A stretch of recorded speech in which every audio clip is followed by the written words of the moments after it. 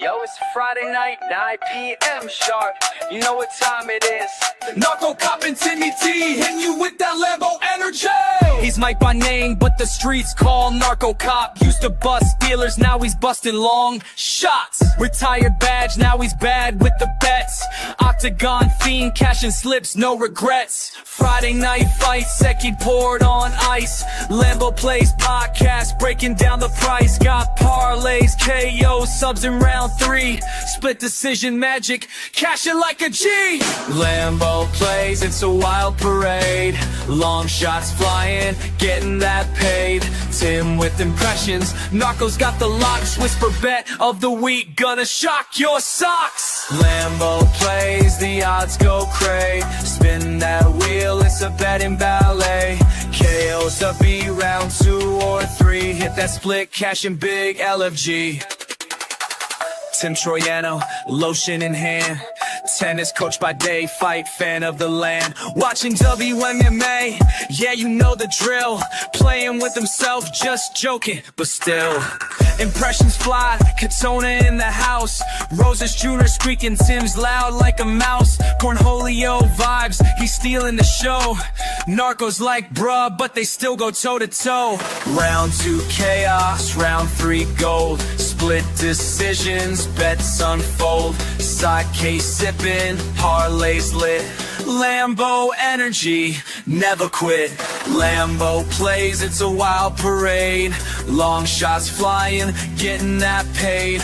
Tim with impressions, Narco's got the locks. Whisper bet of the week, gonna shock your socks. Lambo Plays, the odds go cray. Spin that wheel, it's a betting ballet. KOSOB round 2 or 3. Hit that split, cashing big LFG. NarcoCop, Timmy T, Friday nights, a Lambo Plays podcast. Where long shots live large and splits hit harder. We out. We out. We out.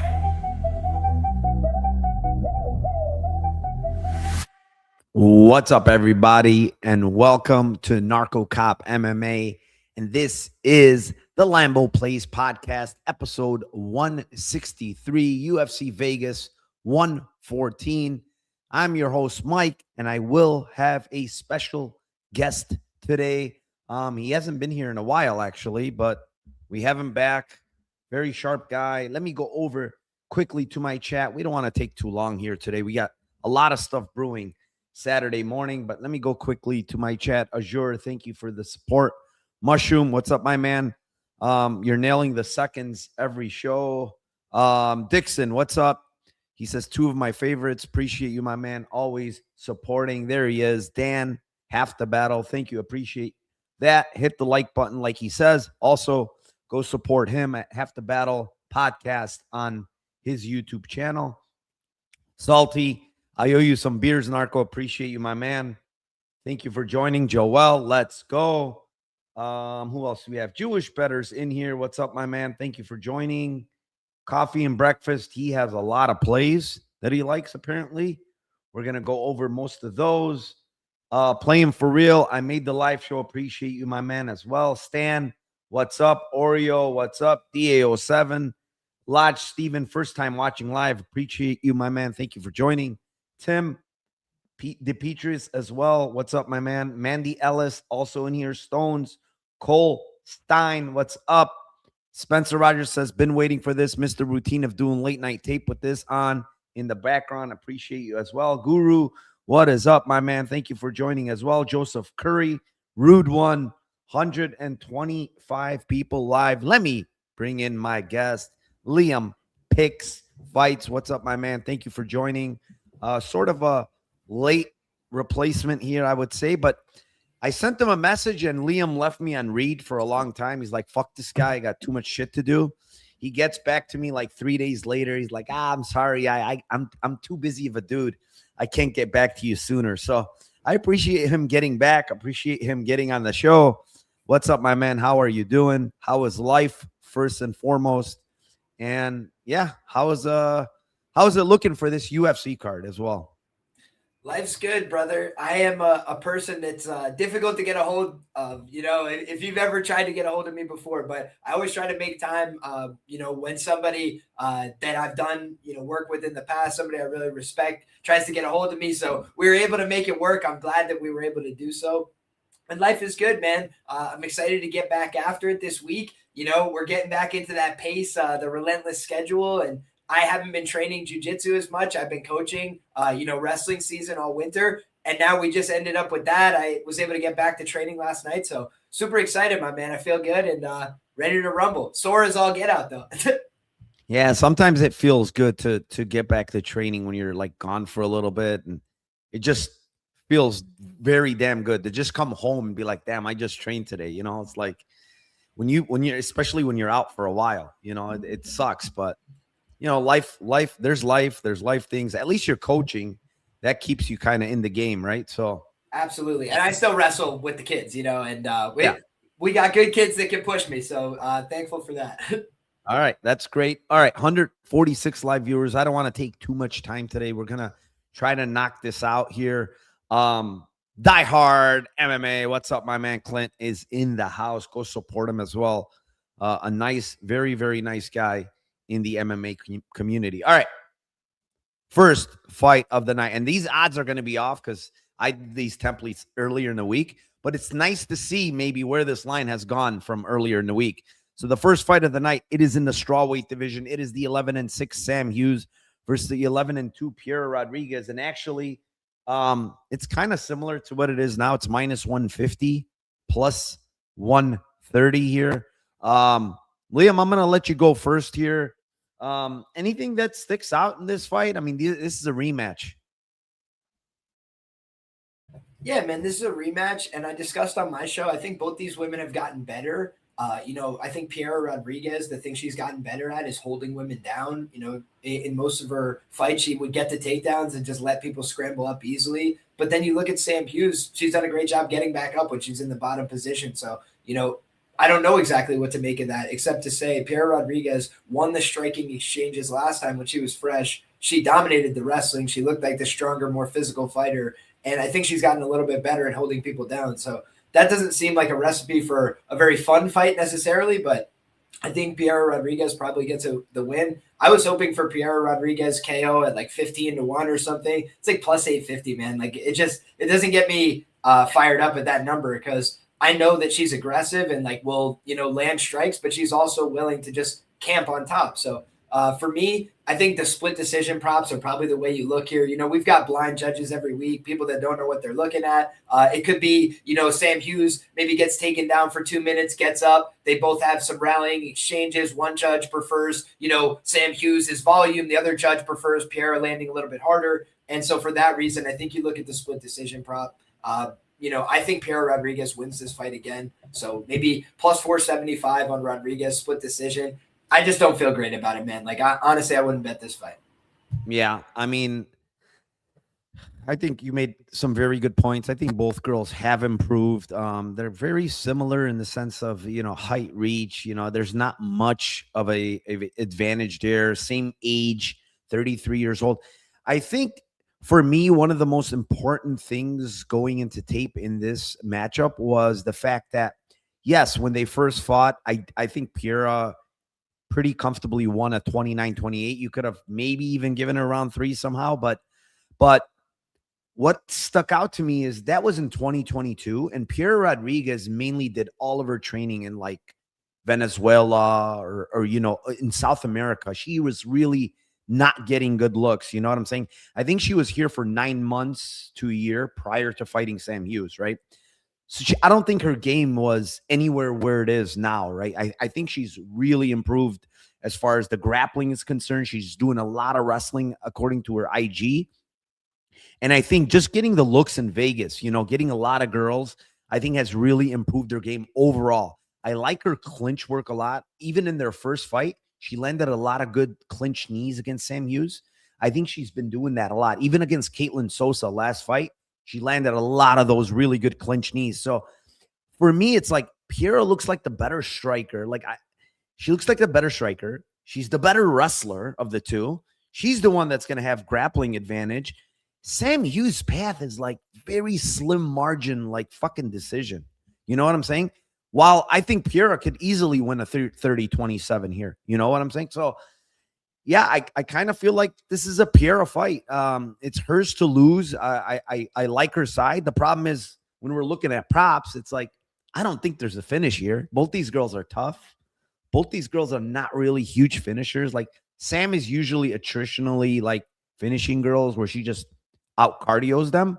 I don't think that's the case here with Piera. So Rodriguez is plus 115 decision. Like, I mean, is that a great line? Probably not. She's minus 155 or 150 now. Just play her money line, you know? So I like her side.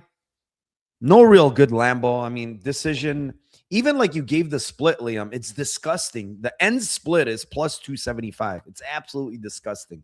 So, yeah, it's one of those for me. I just think Pierre is the better fighter, you know, overall. Like, better striker and then better grappler. So, all right. Let's move on. Fight number 2. We're not messing around today, Liam. We're just banging them out. It's in the bantamweight division. It is the 13-3 Luan Lacerda versus the 14-1 Hetcher Sosa. And this is one where the line has really crashed. You could see here it was minus 250, and I did this template, I believe, on Tuesday or Wednesday. Actually, Wednesday. And now you're looking at the line, and it's minus 181 on Hetcher Sosa, and the comeback on Lacerda is plus 156. So a lot of money has been coming in on Luan Lacerda. And I want to say with good reason, because when I first taped this, I'm like, man, this line's a little bit too wide for a guy like Hetcher Sosa. You know, he is a little bit wild. He does like to mix in grappling with the aggressive striking, I want to call it. I don't think he's the best striker. He just seems to be aggressive. But from what I've seen from this guy, Sosa tends to grapple a lot in his fights. Either he's on top or he's on bottom. There's a lot of grappling in his fights, right? When I look at this fight, who is the better jiu-jitsu guy of these two? And I cannot say it's Sosa. There's no fucking chance. Like, Lacerda is just a way more dangerous jiu-jitsu guy here, right? And from what I've seen from Sosa, fights are hitting the mat, right? So if that's the case, and I'm pretty sure that if Lacerda has a chance, he's going to try to get the takedown, right? I'm going to play plus 650 on Lacerda sub. Like, this guy is soup. I know Sosa's never been submitted, but he's also never faced a guy like Luan Lacerda. And if you look at Maxim Lee against this guy, he had some deep guillotines on him, right? He had some darts, you know, those high elbow guillotines. I know he's long, and I get that. But if you watch his regional tape against these guys in Fight Club Rush, which is in Sweden, a lot of these guys are getting him in guillotines and submissions. There was one guy where he had to roll over, and he was in a mountain guillotine against that dude. So Lacerda, if he gets you in these positions, he's probably going to finish, unlike these other guys. You know what I'm saying? So plus 650 just doesn't make sense to me. Lacerda sub. It really doesn't. So, yeah, in that sense, you know, I kind of like that prop here, man. I just think there's going to be grappling here. And Hetcher Sosa is very, I don't want to say bad fight IQ, but he just does crazy things in the cage, which is going to give potentially openings for Lacerda. Narco, I couldn't agree more, my brother. Like, I'm going to quickly just say, I think that the path for Hetcher Sosa is to kind of outlast Luan Lacerda, make him tired, make him grapple through exchanges, make him scramble, and then beat him up. And I do think Hetcher Sosa pushes a better pace. So when I send, one thing I do every week is try and break down the fight if I had to bet it from each perspective, just so it gives you a little bit more of like a reason to give pass for the underdog. And to your point, Luan Lacerda is a Nova União black belt. Like, Didi Pederneiras isn't handing these out like candy, right? Like, this is a real belt, and you see the Simon Oliveira fight. I know people are like not high on Simon Oliveira for good reason. He gets knocked out on the feet. You know, he gets beat up on the feet. He's not a bad grappler. He actually did some good things against Lacerda to survive several times. But the problem for him was he suffered his first submission loss because Lacerda was like a dog on a bone, just kept going after it, multiple back takes. And Luan Lacerda has taken down every one of his UFC opponents. When you look at the guys that amounts to, that's impressive. 7-7-1 in the UFC, Cody Stamann, a guy who comes from a wrestling background. By the way, Cody Stamann was the one who was tired in round 3 in that fight, and it was Luan Lacerda that started to pick it up. So I don't think Luan Lacerda is like a lock to just get tired every time. Like, you have to make him work. You have to make him scramble. And then Damon Blackshear, another guy who's a really quality grappler, right? Like, Merab grappled with Cody Stamann and had a really hard time, right? You look at Damon Blackshear, he's given a lot of guys an honest go. He just gets tired in round 3. That's his problem. Or he gets knocked out on the feet. So you look at these guys and how they match up. It seems to me like if Edger Souza fights with a good game plan, he could win this fight. But if he goes out there and tries to wrestle like he did against Max and Lee, I'm like, buddy, you are flirting with danger. And Luan Lacerda, I think he's willing to play off his back, but I also think he can wrestle for top position. So for those reasons, and the fact that he does some things that are tricky, like leg locks and, different entries, he can be dangerous in different ways. You don't get 11 submission wins as a professional by accident. So I agree with you, man. I think that's the way to play it too. Like, I think most of Luan Lacerda's win equity is a submission finish. Outside path to a decision if he's able to just latch onto him and ride the back or something. But I think, these guys are going to engage. And I think Luan Lacerda, if he gets to his positions, I think he'll finish the fight. Yeah. I mean, I agree with all of that. I do think this money line was too wide, like minus 250. I wish I would have got on earlier in the week, but now it's kind of nuked. So I'm not touching it, but yeah, Lacerda sub. I mean, it has to be a play, I think. And I like your point about 2-3. I really do, because the one thing I will say about Lacerda, he didn't get tired in the Stamann fight, but Stamann just fought so negatively, just on the outside, kind of doing his little bullshit, moving and striking. It was all basically a striking match for all of that fight, and so there's a lot of entanglements. There wasn't high pace. I do think Sosa brings this crazy pace. I mean, if you watch a Contender Series, he was fucking going nuts. I mean, Jesus Christ. He came out through 3 great strikes and then just was like, I'm going to wrestle. And that was the rest of the fight. He almost finished, though, Maxim Lee there towards the end of that fight. He had the back, and he was pretty in good position to finish. But, yeah, I mean, Lacerda's live to sub, but he's also live to kind of break later in the fight. Maybe that's the other thing with the Damon Blackshear fight. Like, I get he's going for the leg locks and the heel hooks, but he put himself in and he was wasting so much energy going for those. He put himself on bottom there and just got pounded the fuck out, like bad, But Blackshear is a way better wrestler than Sosa. I don't even think it's close, honestly. All right, let's move on. Fight number 3. It is in the women's bantamweight division. It is the 7-1 Montse Rendon versus the 6-0 Bia Mosquita. Mosquita currently actually is all the way up to minus 700, and the comeback on Rendon at plus 500. Liam, you got another women's fight. It feels like you're taking over for Tim. Well, let's see if I can, keep the seat warm. But I think when you look at this fight, man, I had some early inclination to play the Mosquita TKO line, and then I watched back the grappling match that Rendon had against Juliana Miller, and I became a lot less bullish on that. Just because I think that there's a chance she just goes out there and submits her, and pretty early. So ultimately, I hate to be, boring, but I might have to give a Corolla or something on this one and go with the ITD for the favorite here. And, a lot of people don't like to play finish props in WMMA, which I understand. I've been burnt before. But I just think Bia Mosquita, after watching her match with Juliana Miller, if that wasn't EBI rules, she literally dominated Juliana Miller for 10 straight minutes, like just was in great position on top and, was very physical with her mount. And when you look at Montse Rendon, they had a lot more contentious exchanges. As soon as it went to overtime, Juliana Miller just instantly choked her. So I feel like when you look at Bia Mosquita, she just has too many skills on top. So if you're looking for the Lambo play, I guess it would be the TKO because Bia Mosquita is aggressive on top with the ground and pound. Rendone's a BJJ black belt. She's tough. I don't think she'll give it up easy. But I do just think when you look at like the difference in skill level, there's levels to being a black belt. And I just don't think Rendon is on the same level personally. So I think it's Mosquita KO for the Lambo and the Corolla is the ITD prop. All right.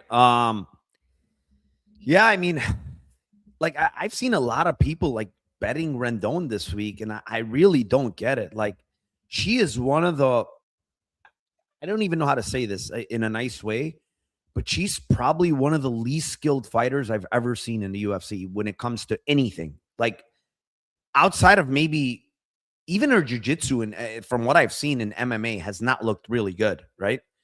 And her striking is, I mean, god awful, man. Like, her footwork is so bad. Her wrestling is so freaking bad. Like, it's like nothing of her game looks good to me. Like, nothing, right? Then you look at Bia Mosquita and people are like, well, she looks like she's getting tired and she's not a great striker. But like, this girl hasn't really been doing MMA for that long. She was grappling her entire life. And then when you look at it, she's the better striker of these fucking two girls, technically speaking. I'm like, what the fuck? Rendon's been doing this way longer, and she cannot strike for shit.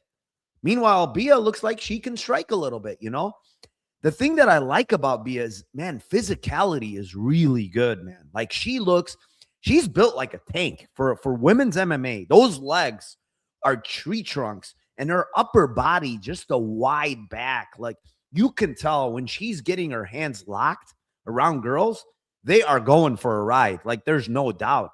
And a lot of these women and men that come from jiu-jitsu, and I've seen this over and over and over again, they get you down, and all they're doing, they're thinking it's a jiu-jitsu match because all they're doing is going for subs.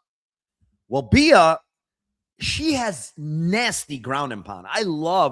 She was going 12 to 6 elbows, bro, in her last fight. I'm like, there's these people that in the UFC forever, they still don't use 12 to 6 elbows. Here's a girl that just came in and she's fucking going 12 to 6 elbows in her first fight. It's like, okay, she loves the ground and pound, But what happens when you're a jiu-jitsu guy and you use that ground and pound?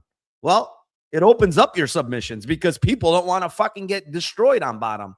So I kind of think that you're probably right. She probably ends up subbing Rendon because Rendon does seem tough in the sense that, like, she might take a beating on bottom and then kind of like give up her back or something, or arm triangle or something like that. But I love, like, Bia just, bro, she advances position. She's not sitting in guards. She's not like fucking around. Like, she's trying to get to mount. She's trying to put your head through the canvas.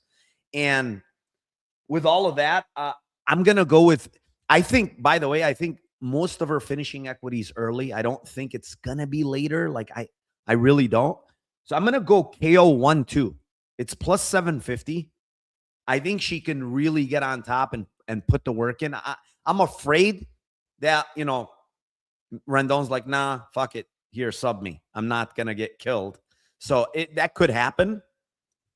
But I just love her ground and pound, man. Like, when you look at that last fight, man, I mean, she absolutely destroyed Alisceva. I mean, her face was a bloody mess. Alisceva's tough. She is tough. Whatever she is tough. But then eventually she had to give up her back and get subbed, right? But if you look at the fight before that Dinwiddie lady, she's a striker and she's kind of long and big like Rendon. She pounded her out. It's every fight that she gets on top, she uses a lot of ground and pound. So KO's plus 750 for 1-2. I like that. I really do. I think it's pretty damn live in this fight. All right. Really quick.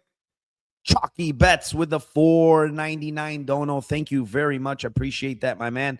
He's asking early leans on Prates versus JDM. Do you have anything early lean on this, Liam?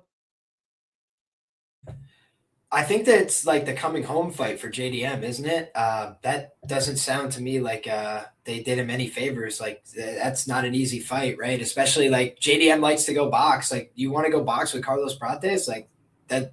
I feel like that's a 50-50 type fight. But I don't know where Jack's confidence is coming off a fight where he was basically like, like ready to cry in there.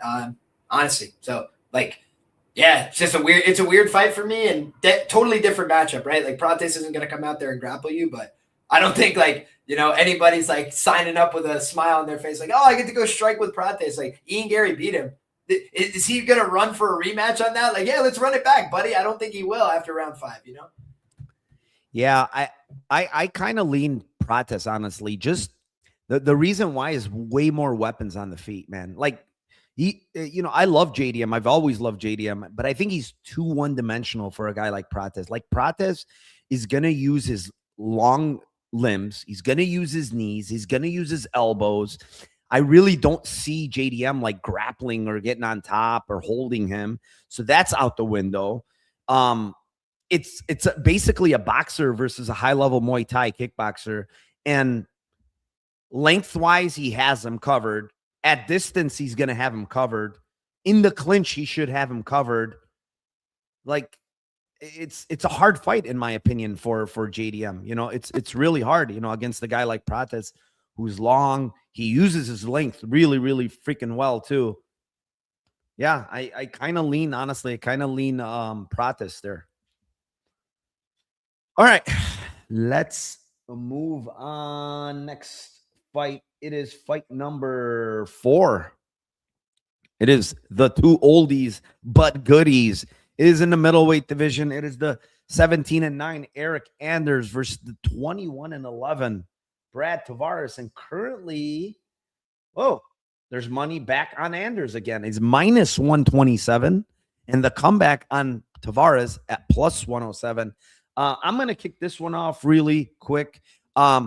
You see these guys, mirror images. Look at these stats. Everything is literally identical up to their number of fights, basically, right? The thing that I see on tape more than anything that sticks out to me is like, I do still think Tavares has a speed advantage. I think Tavares has a striking advantage. I think Tavares has way better footwork. And then you kind of take the intangibles and say, well, Tavares just got KO'd by Robert Brychek, who a lot of people were down on, right? They did. The thing to me is like Robert Brychek has very fast hands. He's a good boxer. He has a lot of power and he throws with a lot of power. All of these things that Anders really doesn't have. Anders is like one punch at a time, one big overhand at a time, cage pushing, grappling mainly, right? I don't think he has success grappling Tavares. I really don't. Like, I don't think he's getting takedowns. So this is a striking matchup. And in a striking matchup, I think Tavares is the much better striker. He can lean on calf kicks. He can lean on his hands, his footwork. He's much faster. He's the more hungrier guy when you listen to these guys' interview, man. Eryk Anders literally said in his interview, it's my retirement fight. I'm done. And the guy asked him, he's like, yeah, this is the last fight of my contract. I'm done. Unless UFC gives me some, new great contract, I'm not going to fight anymore. I have my own gym. It's called Your Boy Fitness. I'm concentrating on that. I got real estate. I got this. He's talking about all the shit that he has. He's financially stable. And then you listen to Tavares, Liam, and they ask him, like, what do you, are you going to retire, And he's like, oh, no, I love doing this. He goes, I'm trying to get to 40 fights. I'm trying to get to, so I need 7 more after this. And I'm like, well, this is a guy saying he wants to fight 7 more times. The other guy is telling me he's done.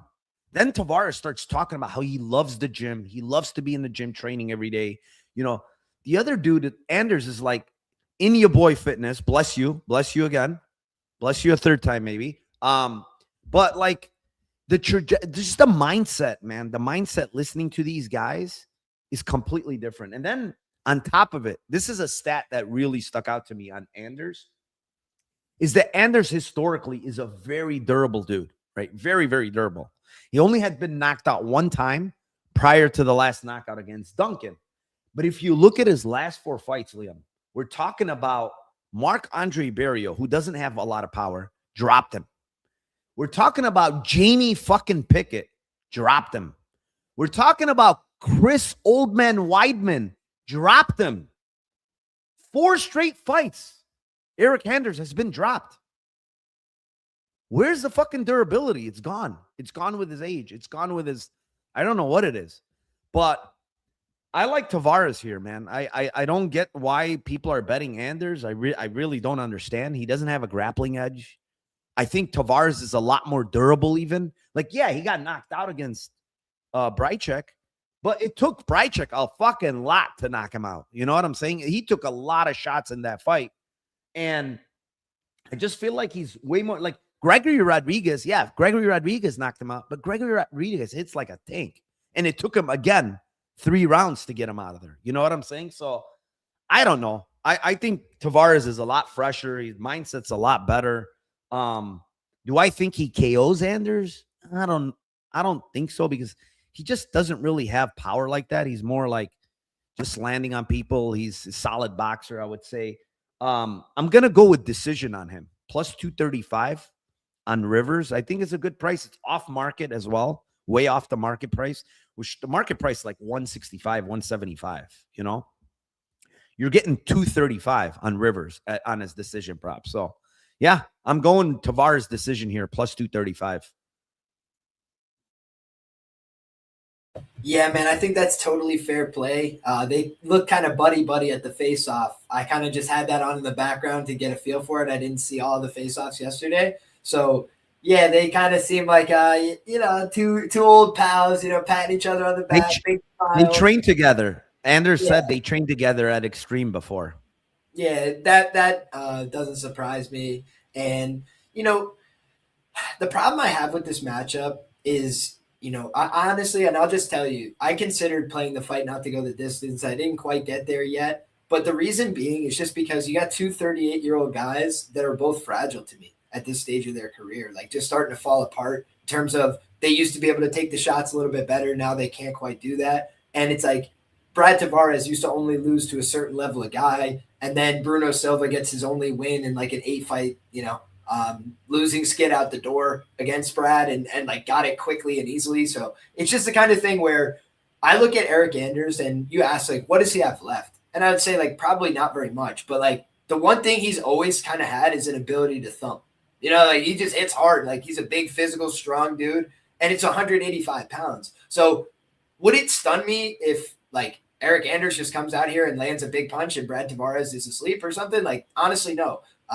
And, vice versa, like, Brad is not a guy that records knockdowns, right? Like, he hasn't knocked anybody down since Omari Akhmedov in 2021, and he has 2 knockdowns since 2017. So Brad Tavares just doesn't knock people down. He doesn't really hurt people. But Eric has been getting hurt, to your point, by, like, everybody. So, again, this feels to me like my gut instinct is to say, like, more than half of middleweight fights end early. And I can remember fights like, Al Iaquinta, when he's fighting Bobby Green, who's not known for being a big puncher. And all of a sudden, like, he takes one punch and it's his retirement fight. He's like, you know what? I don't need this shit in my life anymore. And he just decides, like, I'm out of here. And we've never seen him since, right? So that's the kind of thing that for me just makes me worried about this fight is like, you're getting the same check if you're going to lose, whether you fight for 30 seconds or whether you fight for 15 minutes. And, taking a bunch of leg kicks and getting punched in the face all night, like, some guys want to go out and just get the decision and, like, go out 15 minutes of glory. But some guys are just, like, self-preservationists, and they're like,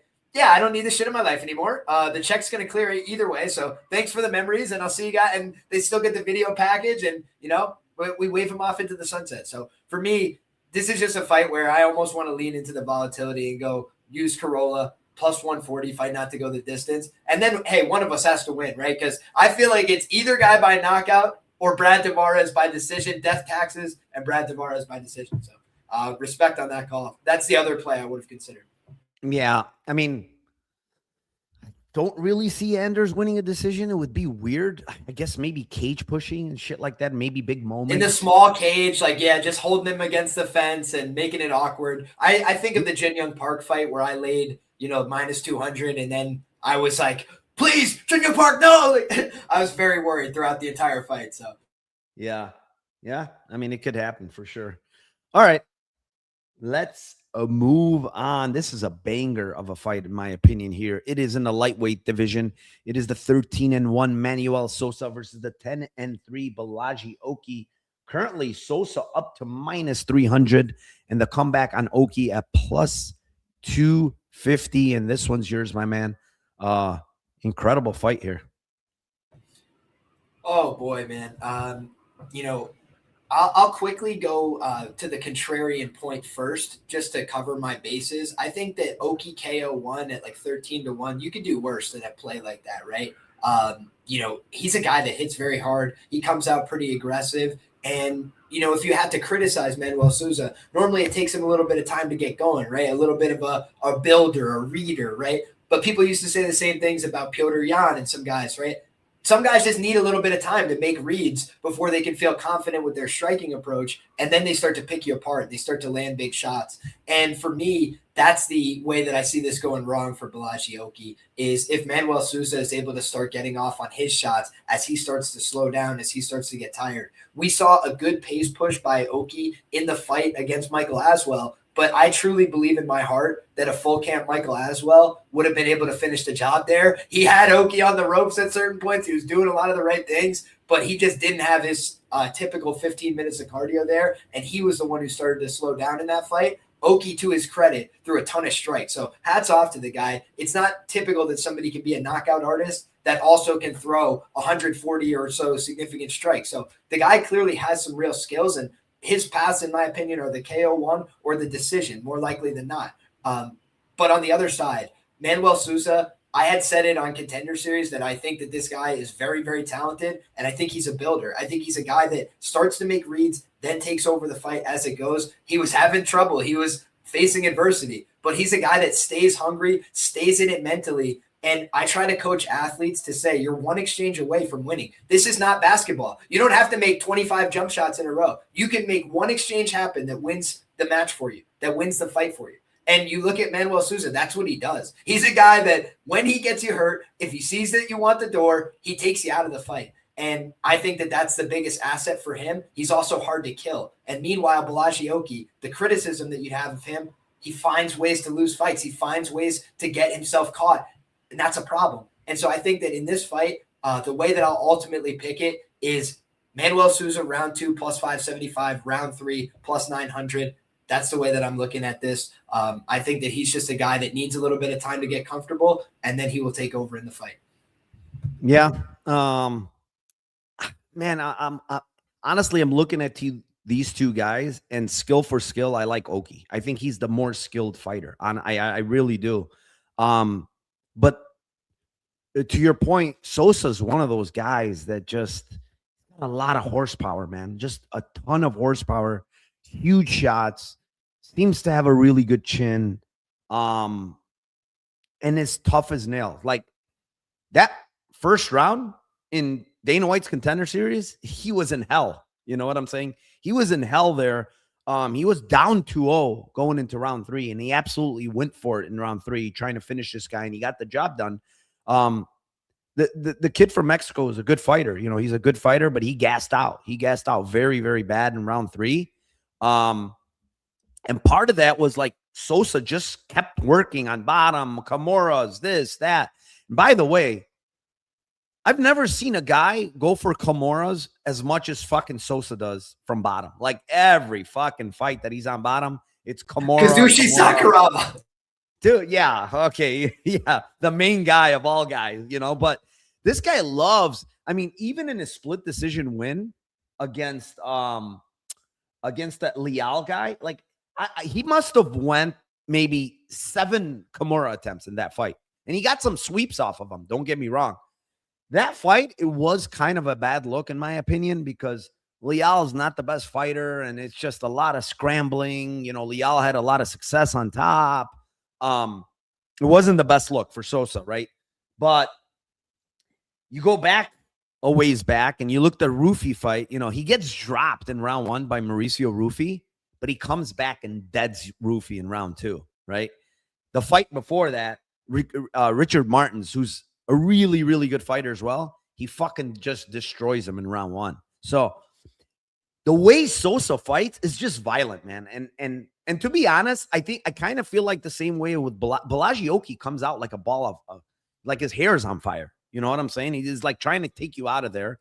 He has big power. That's the one thing is like Bellagioki, if you could do that to Mason Jones, right? Nobody's done that. Mason Jones is one of the most durable guys. He's never been finished. He's never even been close to being finished. And Bellagioki was this close to finishing him in round 1. So if he could do that to Mason Jones, he could definitely do that to Sousa, right? I think that there's multiple paths for Sousa. I think he can KO him. He can sub him. I don't think this fight's going the distance at all. I really don't. I think there's some value. Like round 1, I totally agree with you on Oki. It's 12 or 13 to 1. It's way too big. He's going to land that. The thing with Sousa is he's defensively irresponsible because he's looking for huge shots and he gets caught. Even if you look at the Archie Colgan fight, and Colgan likes to wrestle a lot and he's a great fighter, right? He's like one of the best prospects. Let's put it that way. He landed some really good shots on Sousa, you know? So I think Oki can land on him. He's very smooth on the feet. He's defensively irresponsible. Also, he gets hit a lot. But I think he has a lot of power. He could definitely knock him out in round 1. But I think sub on Sousa might be sneaky, honestly. You know, I feel like he might actually try to grapple, or we've seen Bellagioki with bad fight IQ, man. Like really bad. That's the one thing that I hate about Bellagioki. You are piecing up. You are absolutely destroying Chris Duncan, my friend. He cannot touch you on the feet. You're destroying him. And you decide to fucking grapple, right? You put your head in the guillotine. You get out of the guillotine. You're up. You re-grapple again, and you get in the guillotine again. It's like the fucking dumbest thing ever. Why are you not striking with Duncan? You're the better striker. You're faster. You're beating him up on the feet, but you give him an opportunity to sub you, and you get subbed. So the fight IQ is just not there for Bellagioki, honestly, and it keeps appearing. It keeps appearing because last fight, yes, he hurt him. He thought he was going to, but you gas yourself out against the guy that you know is hard to kill, and then he comes back and kills you. So, and by the way, I looked at Kimura for Manuel Sousa. I was hoping it was like 40 to 1, 50 to 1. It was 13 to 1, Liam. You know why I wanted to even look at it? Because last fight, Mason Jones was this close to getting a Kimura on Oki. If you go watch the tape, he almost got him in a Kimura on top. So I'm like, damn, if Mason can do it, this guy loves the Kimura. He might be able to get it on him, but it's 13 to 1. It sucks. So I'm just going to give out Sousa sub. But I think this line's too wide, honestly. Minus 300. We have to also take into account, this is his UFC debut. What happens in some of these guys' UFC debut? They shit the bed. A lot of nerves. You know, Oki's been in the UFC. He's fought the better level of opposition in the UFC. You know, he's fought decent guys. I don't know. I think this line's way, way too wide here. It's crazy that he's up to 300, but, you know, I get it. I think he's a big prospect as well, but I think people are sleeping kind of on Oki's skills because I really think he's a skilled fighter. He just makes some very, very bad decisions in the cage sometimes. All right, let's move on. Fight number 6. It is in the bantamweight division. It is the 16-3 Su Young Yu versus the 9-1 Elijah Smith. Currently, we're looking at Smith at minus 280, and the comeback on Yu is plus 240. The way I look at this fight is this is a IQ test for Elijah Smith, in my opinion, right? Elijah Smith has all the skills. He's a great wrestler. He can wrestle really well. He can strike really well. He's young. He's improving. He's fast. He's big for the division. All of it, right? He's got it all. He doesn't have fight IQ. His fight IQ is not good, man. He kept trying to grapple with Vince Morales, and we know how tricky Vince is with his subs, and he kept putting himself in these subs. And I know he was defending him really well. He flattened out in the dart. He did all the right things, right? But why do you keep re-engaging with this with the grappling, dude? Like you keep getting put in these submissions, and Vince Morales at the end of round 3 literally had him in a rear naked choke. If there's fucking 20 more seconds, Liam, good night, Elijah Smith. He's going to sleep probably. And you could see him struggling at the end of that fight. I'm like, and he kept re-engaging with the grappling, dude. And what's Young Yu's path here? It's grappling. This guy's a black belt. He loves to like engage with grappling. I do think Elijah Smith is the better wrestler of the two. There's no doubt in my mind. He's way more athletic. He's faster. He's bigger. But I kind of feel like Elijah Smith might engage in the fucking bullshit grappling again. You know what I'm saying? And potentially give you chances to submit him. You is 13-1 on the submission. I get it. Elijah Smith is good at defending subs. But, bro, you can't keep putting yourself in these positions. It's not smart. So I think it's an IQ test, one. But I also think the line's 13-1 on Sung Young Yu, who's going to grapple. Like, in the striking, he's fucked here, right? It's not a good matchup for him in the striking. I will say that Elijah Smith, he has a very, very bad habit of when he gets backed up to the cage, he tends to circle out, hands down a lot. He got caught against Tao. He got caught against Morales. He got caught in the regionals and got dropped the same fucking way. He needs to stop doing that, like circling out with hands down. It's a smaller cage, so grappling probably happens more in this kind of scenario. So 13-1, how wrong could you be at 13-1 on a black belt guy that wants to grapple, another guy that makes some, bad decisions in the cage sometimes? I think it's a good price, honestly, 13-1. He probably won't get it, but it's worth a shot, in my opinion. Liam? Yeah, I agree with you. I broke down this fight very similar. When I wrote it up, I had Elijah Smith KO or, decision, or Su Young Yu sub or decision, right? Like it feels to me like a pretty binary fight in that regard. The thing about Elijah Smith, like a lot of young fighters, I've talked about this before, they're really good on offense. That's what they want to get good at. They want to be the guy who can go out there and do these fun moves and cool stuff.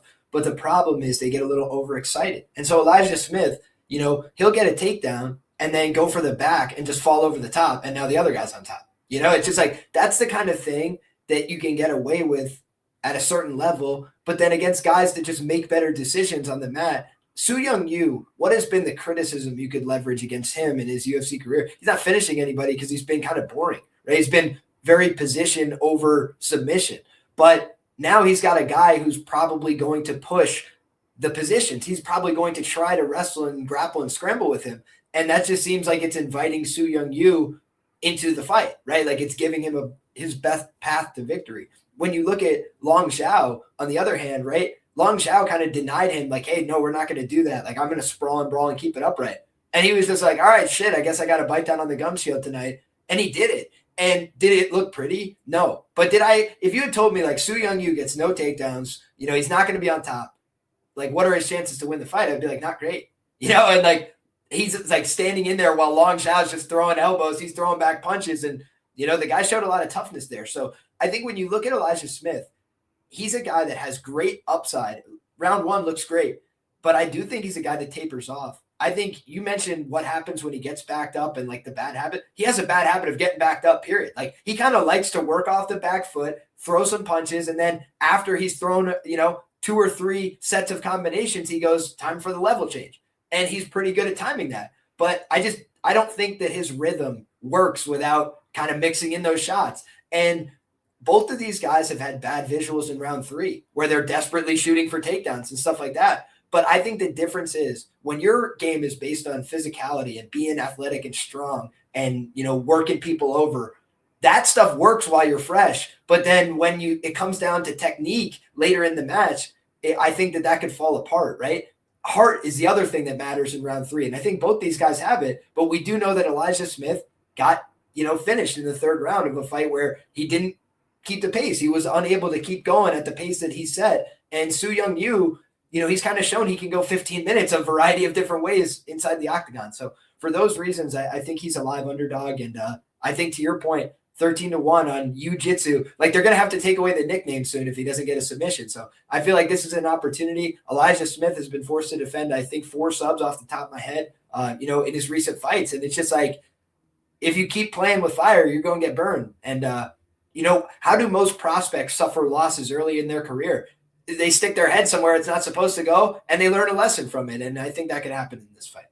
Yeah, I mean, even the last fight, yeah, he got that highlight KO, but he put himself in a fucking triangle. Like, how about if you slammed him and you didn't knock him out? Now what? Now the triangle probably got even tighter, right? And now you're fighting your way out of another submission you're in. So yeah, I mean, to your point, yeah, four sub attempts in a fight in one round. So a whole fight in one round. It's just not smart. Decision making on him, in my opinion, is his biggest flaw right now. It's a very big flaw. He's young. He's 23. He's going to make mistakes, and he needs to correct them, in my opinion, in order to kind of like start climbing up. You cannot keep making the same mistakes. Like, you need to fix them. A lot of people in chat love him. They're saying it's a gift. They're, skill for skill. I agree with you guys. Like, but there's other intangibles, there's fight IQ, there's stuff like that. And it's just hard for me to lay minus, it's 280 now on a guy like Smith that I know has shown a lot of mistakes in the cage before. He makes a lot of mistakes, and I know what the other guy's going to do. Like, the other guy is just going to try to come forward, maybe throw some calf kicks, and try to latch onto you and try to make it a grappling fight, And, to your point, he hasn't finished a lot, but he's also faced some really, really good, like, counter grapplers outside of Cunningham, who he ragdolled for the most part. These other guys are really, really good counter. Like, Long Zhao is hard to fucking take down and hold down, that Gillespie guy. I mean, all of these guys are literally grapplers themselves. So, he had a hard time with those guys as far as, control and stuff like that. So we'll see.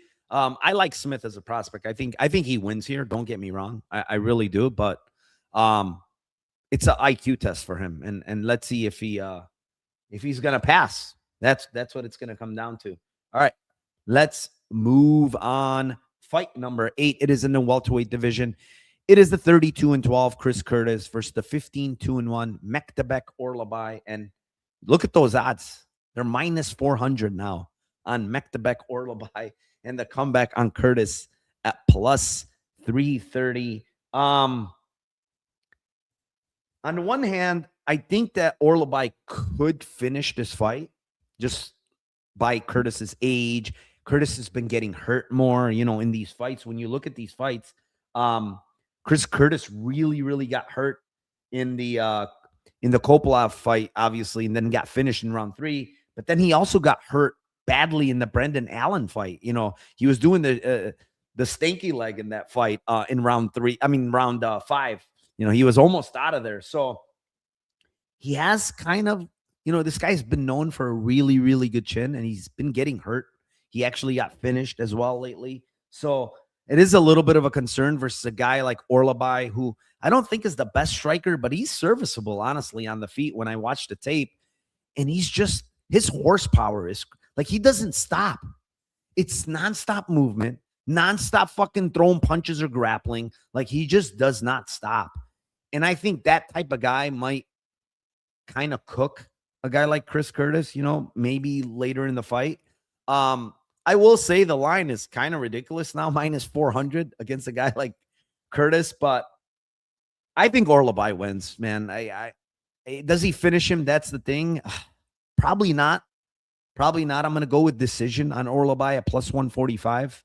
I think that's how he wins. Just kind of controls, gets the takedowns. Maybe not a ton of control, because even now in this point of Chris Curtis' career, and his takedown defense is not the same. He does get taken down more. He's still very hard to control. Like, Brandon Allen has great back takes, good jiu-jitsu. Chris Curtis reversed the position like 3 times in that fight. So I think he's still good to get up. You could take him down, but he's probably going to scramble back up. And he's hard to sub. He's really, really good at defending subs. So I think it's Orolbai decision here, plus 145. Sorry.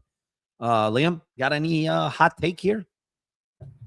I mean, this is not a fight I will actually be betting on, but if I had to, play a Lambo here, it would be Orolbai by KO. When you look at Orolbai, to your point, I don't think he's like going to be leading like the striking class at his gym in the next year or two, right? But what he does do is thump. The guy just hits very hard. He commits to his offense, and he trusts his durability.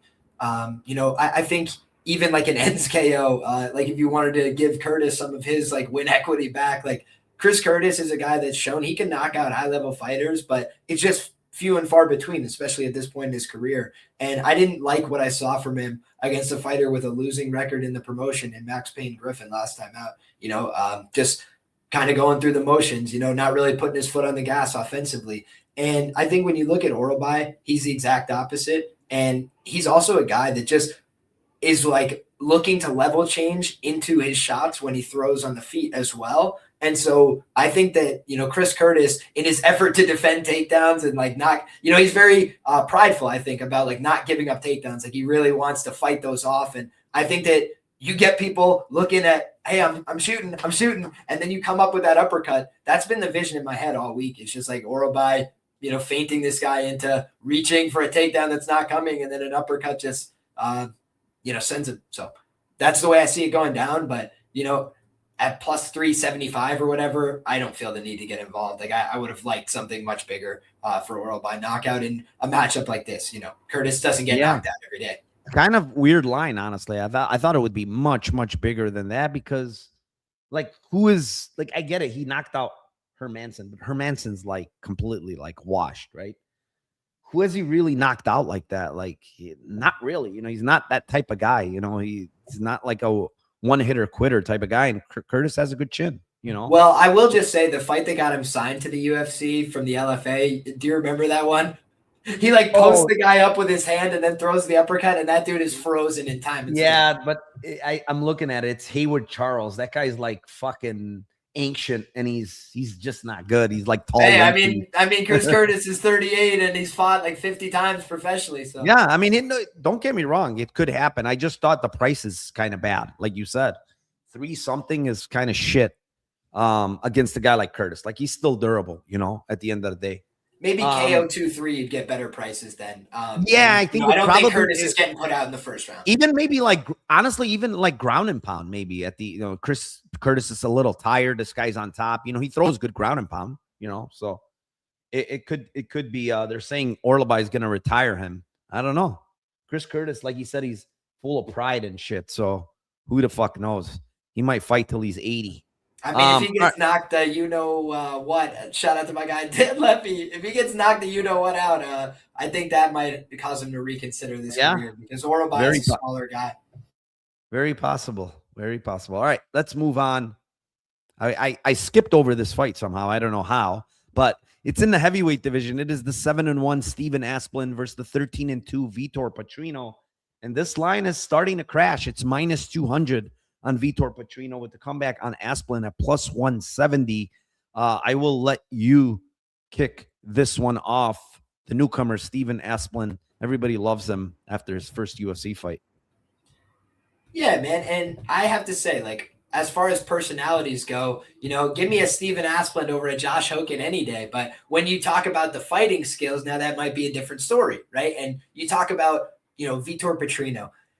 Vitor's a guy that he suffered his humiliation rituals in the light heavyweight division, right? Like going out there and getting beat up by Anthony Smith, shooting into an ill-advised guillotine. That wasn't a great look, right? He was actually competing really well against Dustin Jacoby, who's a good fighter, and then, made a mistake. And in fighting, you make one mistake and you can end up, embarrassed looking up at the lights. And I think for Vitor Petrino at the heavyweight division, the biggest asset that he has is that he's a physical hoss. He can move guys around, and he actually has technical skills. The fight that I watched back and was most impressed by is the Thomas Peterson fight, because I thought Peterson could actually wrestle with him. He's a 2-time state champion. He's a guy that had a JUCO national championship. Like, there's reason to believe Thomas Peterson is a solid wrestler. Not that great an athlete, but a solid wrestler. And you look at Vitor Petrino, he just was able to out wrestle him, right? Like took him down, denied the takedowns the other way, and then was able to put him down in bad fashion with the hands. I think in this fight, he doesn't want to mess around on the feet with Asplund. That's my personal opinion. Like, I don't know why you would want to, right? Like, could you land shots on Asplund? Yes, but that's given him a chance to land, and his best position is on the feet. Denzel Freeman ran this guy for his paper in ways that are hard to describe. Like, and you just look at Denzel Freeman, guys, he's had one submission in his entire career, professional and amateur, and it was against this opponent. And Vitor Petrino just got his black belt. He's a real grappler. He's a guy that actually has some skills. So getting submitted by Anthony Smith, a former, title challenger and a black belt in Brazilian Jiu-Jitsu, like, yeah, no skin off your nose. It was embarrassing, but it was from panic. It was from, I'm in a big fight. Like, I can't lose this fight. I need to make a quick decision right now. And he made an ill-advised choice. If he does that in this fight, maybe we got to take away the prospect card, but 28-year-old, 27-year-old, Asplund's got better cardio. Maybe his path is to rally back in the late rounds, round 2, round 3. That's what I put in my notes for his, path in this fight. But I think Vitor Petrino is going to win this fight via submission in the first 2 rounds, and I bet the fight accordingly. Yeah, I mean, I can't argue with anything you just said. Like, Asplund's just looked really, really bad when he gets taken down, man. I mean, I don't know if you watched this fight when you taped Asplund, Liam, but if you haven't, just go back and watch his fight against Kovacs, Raiden Kovacs. I've seen it. It's not good. A guy that's 3-4, gentlemen, 3-4, who's a bad fighter, was absolutely, I mean, he had flattened Asplund. It looks so funny in round 1 because he was flat on his stomach. This guy was literally like sitting on his ass, punching Asplund. And I'm like, what the fuck is going on? And, he dominated him basically in round 1. He mounted Asplund. He took him back down in round 2. But Asplund was able to reverse position and then finish this dude, right? The thing I will give Asplund, he's got a lot of heart. Even in the fight where he got subbed against Freeman, he was in another deep guillotine, rear naked choke prior to that. I think it was round 1, and he fought out of it pretty well. It's just that his ground game is so bad, dude. Like, when he gets flattened out, there's really no process. There's really, I don't think this guy has trained much jiu-jitsu at all, if any. And he's facing, like you mentioned, a guy that's legit on the mat. Petrino's legit on the mat. He's good down there. He's a black belt for a reason. He's a brown belt. Now he leveled up to a black belt for a reason, right? And the guy's also, you have to remember, coming from light heavyweight, he's going to be faster than Steven Asplund. I know he's put on a lot more weight. I do want to go back and look at how much weight he actually put on, because to me on the scale yesterday, he looked a bit flabby, Petrino. So let me see here really quick. Actually, no, he went from 250 to 248.5. So Peterson fight to this fight, it seems like he went down 1.5 pounds. I thought he looked a little bit chubbier, but I can't argue with the sub, like on your end, right? But I do think that Petrino gasses pretty bad, honestly, in rounds 2 and 3. And I think the Peterson fight, yes, he still looked pretty okay. I do think he was getting tired in that fight. But Peterson is kind of a gasser himself, bro. Like, he gasses bad himself. That's Asplund's thing, though. Like, he has good cardio for heavyweight, and he's going to put on a high pace. If this gets back on the feet, it's not like he's going to sit on the outside and let Petrino circle and kick. And no, he's going to throw teeps. He's going to fucking throw punches, 1 million punches per minute. And he's just going to put the pressure on Petrino. And if Petrino doesn't get him out of there early, in my opinion, he's fucking fucked later in this fight. I just see, like, the way he fights, I think he dumps a lot. Petrino really, really dumps in cardio-wise. And Asplund's going to come on later on him. I'm almost sure if Petrino doesn't finish or get a lot of control where Asplund's not moving and he's not using a lot of energy, I think he's in big trouble later in this fight. So because of the numbers too, plus 1,600, plus 2,500 rounds 2 and 3, like, it's got to be a bet, on Asplund. Like, this is just what he does. And I think Petrino he gasses, man. Like there's no ways around it. I think he gasses pretty damn bad. A lot of these fights, you can go back as far as a lot of these that have lasted, into rounds 3. Even the Turklich fight. Remember that fight? Holy fuck, was that bad? So I bet Turkali sub, and it was the most disgusting watch of all time because he would take his back, and then Petrino would be like athletic cheat code and just turn in and face him every time.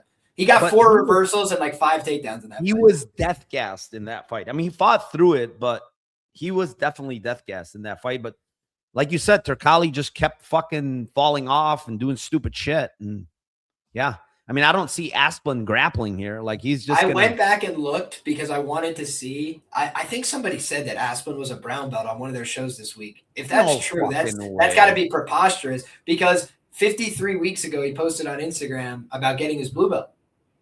Okay, there you go. There's no way he's a I think brown belt. He's been a blue belt for longer than Steven Asplund, so that's not a good sign. I will say, based on what I watched, that blue belt might be fake too, because there's nothing blue belt about what he does on the mat, dude. Like, no, if you got enough heart and scrap in you, I think you can call yourself. I think that's how he got the blue belt. Exactly. He fought out of a lot of submissions and he got his blue belt. But yeah, I mean that's what it is. I think it's most likely Patrino sub, like you said, but Asplund via late is.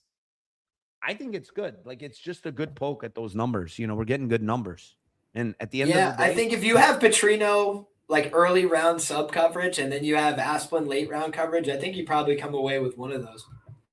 Yeah, exactly. That's how I feel. I think you kind of cover yourself.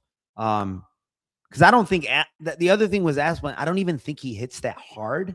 He's not necessarily a big puncher for heavyweight. It's just the accumulation, the volume, And then I love the last thing I'm going to say is I love his elbows, those slashing elbows he throws in close. He cuts all of his opponents. He actually prides himself in that. I don't know if you heard his interview.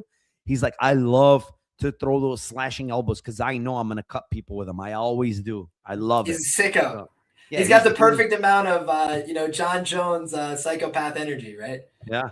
Yeah. All right. Let's move on. The next fight, it's fight number 9. It's in the flyweight division. It is the 15-7-2 Bruno Silva versus the 18-8 Charles Johnson. Currently, Johnson minus 170, and the comeback on Silva at plus 145. I'm going back to the well here, and here's the thing. Johnson is the type of guy, and this is historically with this guy. Every time someone counts him out, Liam, they say, oh, he got knocked. Oh, he lost to this guy. He got grappled hard and he lost. Guess what he does? He comes back in style the very next fight. Like he looks good, or he knocks out a Joshua Van, or he knocks out a Kavanaugh. You know what I'm saying? It's like now everybody's jumping off Charles Johnson, right? Oh, man, this guy got knocked out by Alex Perez.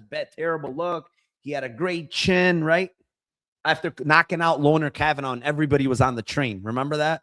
Now everybody's off the train, and they're like, well, Bruno Silva can probably knock him out early.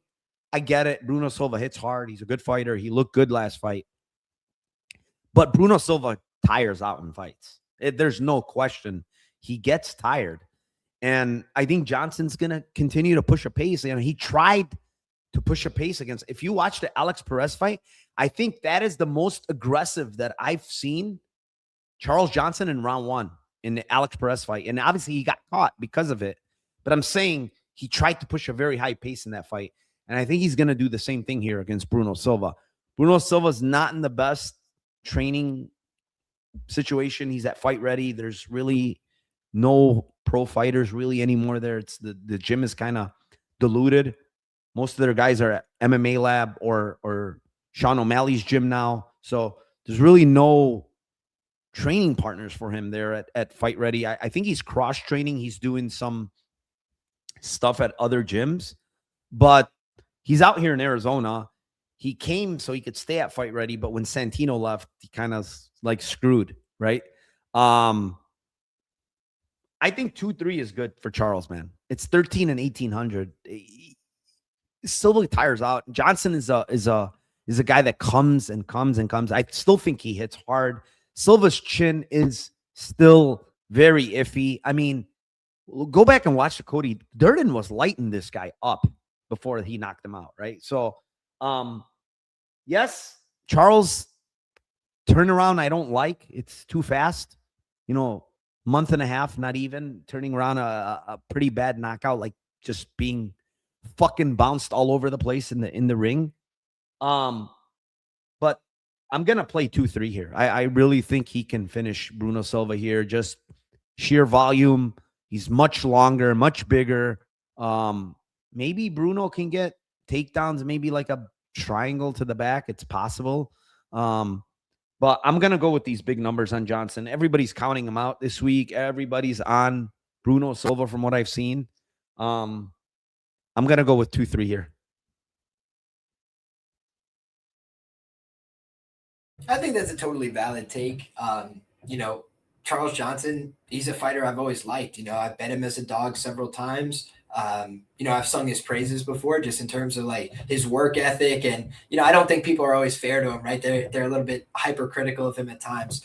But then you go back and you just look at the resumes, man. And like, I honestly think, so for example, right, we talk about that Cody Durden fight. Well, Cody Durden, was looking great against Bruno Silva until Bruno Silva like viciously stopped him, right? Charles Johnson got 30-27 by Cody Durden. Charles Johnson didn't have a great fight there either. And it's just like Charles Johnson can go out there and beat the best guys in the division. We know that. But Charles Johnson can also lose to Ode Osborne, who's got a 5-8 record with the promotion. It's just like, and obviously that was a weird fight, but Charles is just one of these guys that he fights all the time. And when you fight all the time, sometimes you get like Rene de Ritter. Did he look like a complete fraud and a bum against Caio Bravo? No, like he gave him an honest fight. He didn't come up with his hand raised, but like, hey, he looked like himself again. Whereas, one fight prior, he looked like a shell of himself, for 3 out of the 4 rounds he competed, because he had competed 5 times in a calendar year and his body was like, dude, please stop. Like we're overworked. I can't do this. And I think when you look at Charles, my biggest concern here, Narco, is simply like, when you look at Charles, he's a guy that just doesn't like accept loss. Like he is a guy that has proven like I overcome. But the thing is, like, you have to accept limitations at a certain point, right? He's 35 years of age. He's not a spring chicken, right? And he's deciding, hey, I just got, knocked down twice, banged all around the cage, like hurt badly. And should I take, 3 to 6 months off minimum, like most guys would do, like guys are told to do, like doctors would recommend? Like, I would say it's like almost, let's call it a 98% chance that he suffered a concussion in that fight with Alex Perez. And it's like, okay, concussion protocol would say like 5 weeks later, like maybe you're just getting back to like soft movement drills or something. It's like you would not be going like into a live competition again. Right. So when I just look at this fight and how it sets up, like this doesn't feel like Charles Johnson sat back strategically and said to himself, like, let me, make the next right decision for my career. It feels like an ego play where he's like, I need to get back in there. I'm not accepting this loss. Like, I'm going to turn it around right away. And that's just not a good idea, in my opinion. So when you get a guy like Bruno Silva, we know, like, again, we'll reference the Cody Durden fight. He could lose 7 minutes of a fight and knock you the fuck out. And then it's like, all right, well, that was fun while it lasted, but it's like, he's just keeps himself in the fight. He's always one exchange away from winning. And the other thing that I like about Bruno Silva, Tyson Nam, guys, he's been having a lot of success outside the UFC, an older guy, right? He hurts him. And does he decide like, hey, I'm going to call him back up to the feet? Like, I'm going to do, no, he's like, I am chasing him to the ground right now. I'm choking him out while he's confused. And that was the end of the fight. He has good finishing instincts. He's got 2 submissions, 3 TKOs, I believe, in the UFC already. And those are his 5 wins. So it's just like Bruno Silva knows how to go out there and close the show. And I think that if you're Charles Johnson, a guy who normally is willing to rally from adversity, get touched on the chin, get back up and keep moving, right? I think it was Azit Maxim hurt him, had him on the ropes. And then he shows his heart in round 2.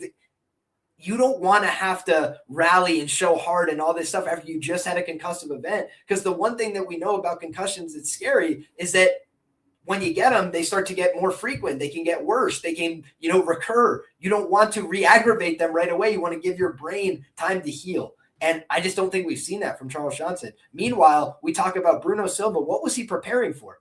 A Lonnie Kavanaugh fight, a huge opportunity, a chance for him to, go make a name off this kid. And now Charles Johnson's the one that's taking it on short notice. So what does his shape look like? What did his training look like post-concussion? Like, did he just jump right back into sparring and start taking shots again in the head? It's like all these things for me, not bullish. And so on a normal night, on a normal circumstance, I think you easily say Charles Johnson minus 125 to minus 150, like, just on cardio, on process, on size. I can't feel that way coming into this fight. I feel like based on the context, based on the circumstance, I cap it at minus 125 max for Charles Johnson here, just because I can't trust him. A guy who's never been finished in 44 pro fights gets finished for the first time and decides, hey, let's get right back in there 2 weeks later. It's just like, that's a bad idea.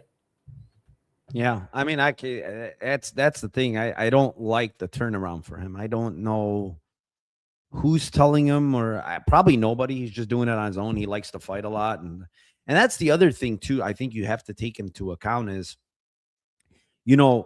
forget about just being knocked out. Yes, that's part of it. You got knocked out. I think part of being knocked out, right, is that you are fighting way too much and trying to cut weight to flyweight, which is a hard cut for this guy at 35 years old, 34 years old. It's just not good for your body, bro. It's not good for your brain. You're cutting a lot of weight and consistently cutting a lot of weight. You're not giving your body recovery time. You're just continually fighting. And I get it. He wants to make money and they all do. But like at some point, you need to kind of take a step back. I'm a little bit older. Let me let my body heal, my brain heal a little bit. Like you said, was he concussed last fight? Probably 3 concussions, not 1, because he got back up. He got dropped again. He was wobbling all over the place. He face planted. It was bad. It was bad. And the one thing I can say about Bruno Silva is he hits hard. He has Alex Perez power. Like if he lands on you a big shot, he can put you out. So yeah, it is scary in that aspect because I do think that this is a stupid turnaround in my opinion. But if he can, fight smart and put the pressure on, and I do think he could potentially cook Bruno Silva late, but I realized somebody in the chat said I didn't actually give my play, so I apologize for that. I just gave my analysis. The Corolla play, I would say, is a fight not to go the distance. I think both these guys have a reason to go out there and look to put a stamp on it. I think we know Bruno Silva a little bit more of that kill or be killed archetype. Charles Johnson, we just talked about the context. I won't lay it out again, right? But if there was ever a time Charles Johnson's more likely to be finished, it was this fight. So for me, that's the Corolla play, the Lambo play. Bruno Silva by submission plus 750. I know that it's a little bit out there, but the reason being is not because I think he's going to go process grapple Charles Johnson at a super high clip. I think if he hurts him, he knows Charles is a tough guy. Charles, just like in the Perez fight, will do anything to stay in it. So the one thing you can't tough guy is a choke. If he gets hurt really bad and his thought process is not clear and he gets caught in a choke, I think he's going to sleep. Yeah, that's a smart play, honestly. I think club and sub, is Bruno just going to put him out with one punch? I don't think so. He's the type of guy that's kind of probably going to be fighting through it and getting up, and Bruno will jump on. Look at what Bruno did to Park in round 3. The minute he had a chance to jump on that neck in round 3, with no hooks, he jumped on the neck right away, and he got him. So he's a high I had the level, money line there for Bruno. From everything I've heard, from Bruno Silva as far as grappling, he's a really, really good grappler. So that's what I've heard from the gym. He's an impressive grappler. Like his jiu-jitsu is top notch. All right, let's move on. Next fight of the night, it's in the light heavyweight division. It is the 19-11-1 Ion Cutelaba versus the 12-1 Omar C. And currently we're looking at minus 300 on Omar C with the comeback on Coutalaba at plus 250. I think this one's yours. We have 700 live viewers. Please hit the like, subscribe, do all of that good stuff, retweet, comment, everything. And thank you to Liam. Go ahead, Liam. Oh, goodness, man. I'll just tell you, this is like my least inspired fight of the night. I did identify C as like a prospect that I liked in the division just because of his, plus athleticism. I think that, that will carry you in a light heavyweight division that's pretty thin. However, C definitely had that letdown performance, the staring contest with Alonzo Menifield. I think that for Iwan Cutelaba, his path here is probably the decision 575 and the split decision plus 1600. He fights close. Like, I don't think he's going to go dominate C physically. I don't think he's going to go out wrestle him or something, but could he just keep it a close, stand-up kickboxing affair and win that fight, cage push a little bit? They go back and forth on the fence. Like, I could see Cutelaba winning that fight. That's just the only way I really see him winning this, unless he clips him on the chin. It's still a fight between two big men, but I haven't seen the aggressiveness, the aggro, go after it, knockout swinging from Cutelaba. He's been a lot more reserved and a lot more, I don't even know exactly what the word is to call it, but just disciplined in his approach. And I think it takes away some of what makes him great. And Cutelaba used to be able to finish anybody. And now it's he might be able to split decision anybody. It's just I don't know. That seems like a regression almost in style, but at least he could fight for 15 minutes. And I think that for the C side of things, the way I'd look at this is C round 1 or round 2. If he's just able to physically dominate Cutelaba, most of Cutelaba's finished losses are in the first or second round. He just doesn't like when he's not the bully. If you're able to flip the script on him, then you can finish him at times. And I think Umar C might just be able to big brother him in the grappling, not based on pure technique, just based on being a bigger man, a stronger man, and one of the biggest guys in this light heavyweight division. So ultimately, don't feel great about it, but I guess if I'm pressed for the Lambo play, it would be C round 1, round 2, and the sub 1-2 if you wanted to go further in that direction, because I don't think he's going to KO Cutelaba. I think he would probably just muscle a face crank or a choke or something like that. Yeah, I mean, I watched tape on this guy Omar C, and I'm just not impressed, man. I just very low volume. Seems to me like he's very scared on the feet to get hit. He just doesn't like getting punched at all. And that's part of why I believe he's low volume. He just kind of, he got all the, look at that reach, man, 83-inch reach. Why don't you use your jab, dude? Why don't you learn how to jab? Why don't you learn how to throw a 1-2 right down the pipe? But no, this guy is just the striking to me is just very, very low level, not good striking in my opinion. He's got decent wrestling. I wouldn't even call it very good. He's dropping down to both knees, which is a big no-no, I guess, in wrestling, right, Liam? Dropping down to both knees is not good. He does that a lot. You have to really know how to wrestle from your knees to do it, and I don't recommend it personally. Yeah, and he does it a lot. You watch his tape, he's dropping down to do 2 knees a lot, going for these takedowns. And he's a physical hoss, right? He's big. He's pretty strong, I would say, but technique is not really there. And like you mentioned, he tries to big brother guys. He's just trying to, out physical them, take them down, not really using actual technique and skill. And Cutelaba's kind of hard to out physical, to be honest. He's a physical dude himself. He's explosive. He's short and stocky, which is going to make it a little bit harder for C, who's a big, taller guy, to get to those legs, right? Against a short, stocky guy that's explosive like Cutelaba. Now, the thing with Cutelaba, though, is, and I agree with you, he's, for whatever reason, he's fought really timid, or not even timid, kind of level-headed, I would call it, against Bukowskis. But if you go back a little bit to that to the Asplund fight, he didn't fight like that. He fought like a madman in round 1. I don't know if you remember the exchanges in that fight. It was crazy. But maybe that was partly to due to how Asplund was fighting as well. I mean, he was a madman in the beginning too. So I don't know what to make of this, because I don't think this Omar C guy is a minus 300 guy. I really don't. I don't think he is. I think Cutelaba's life to win this fight, even if it extends. I'm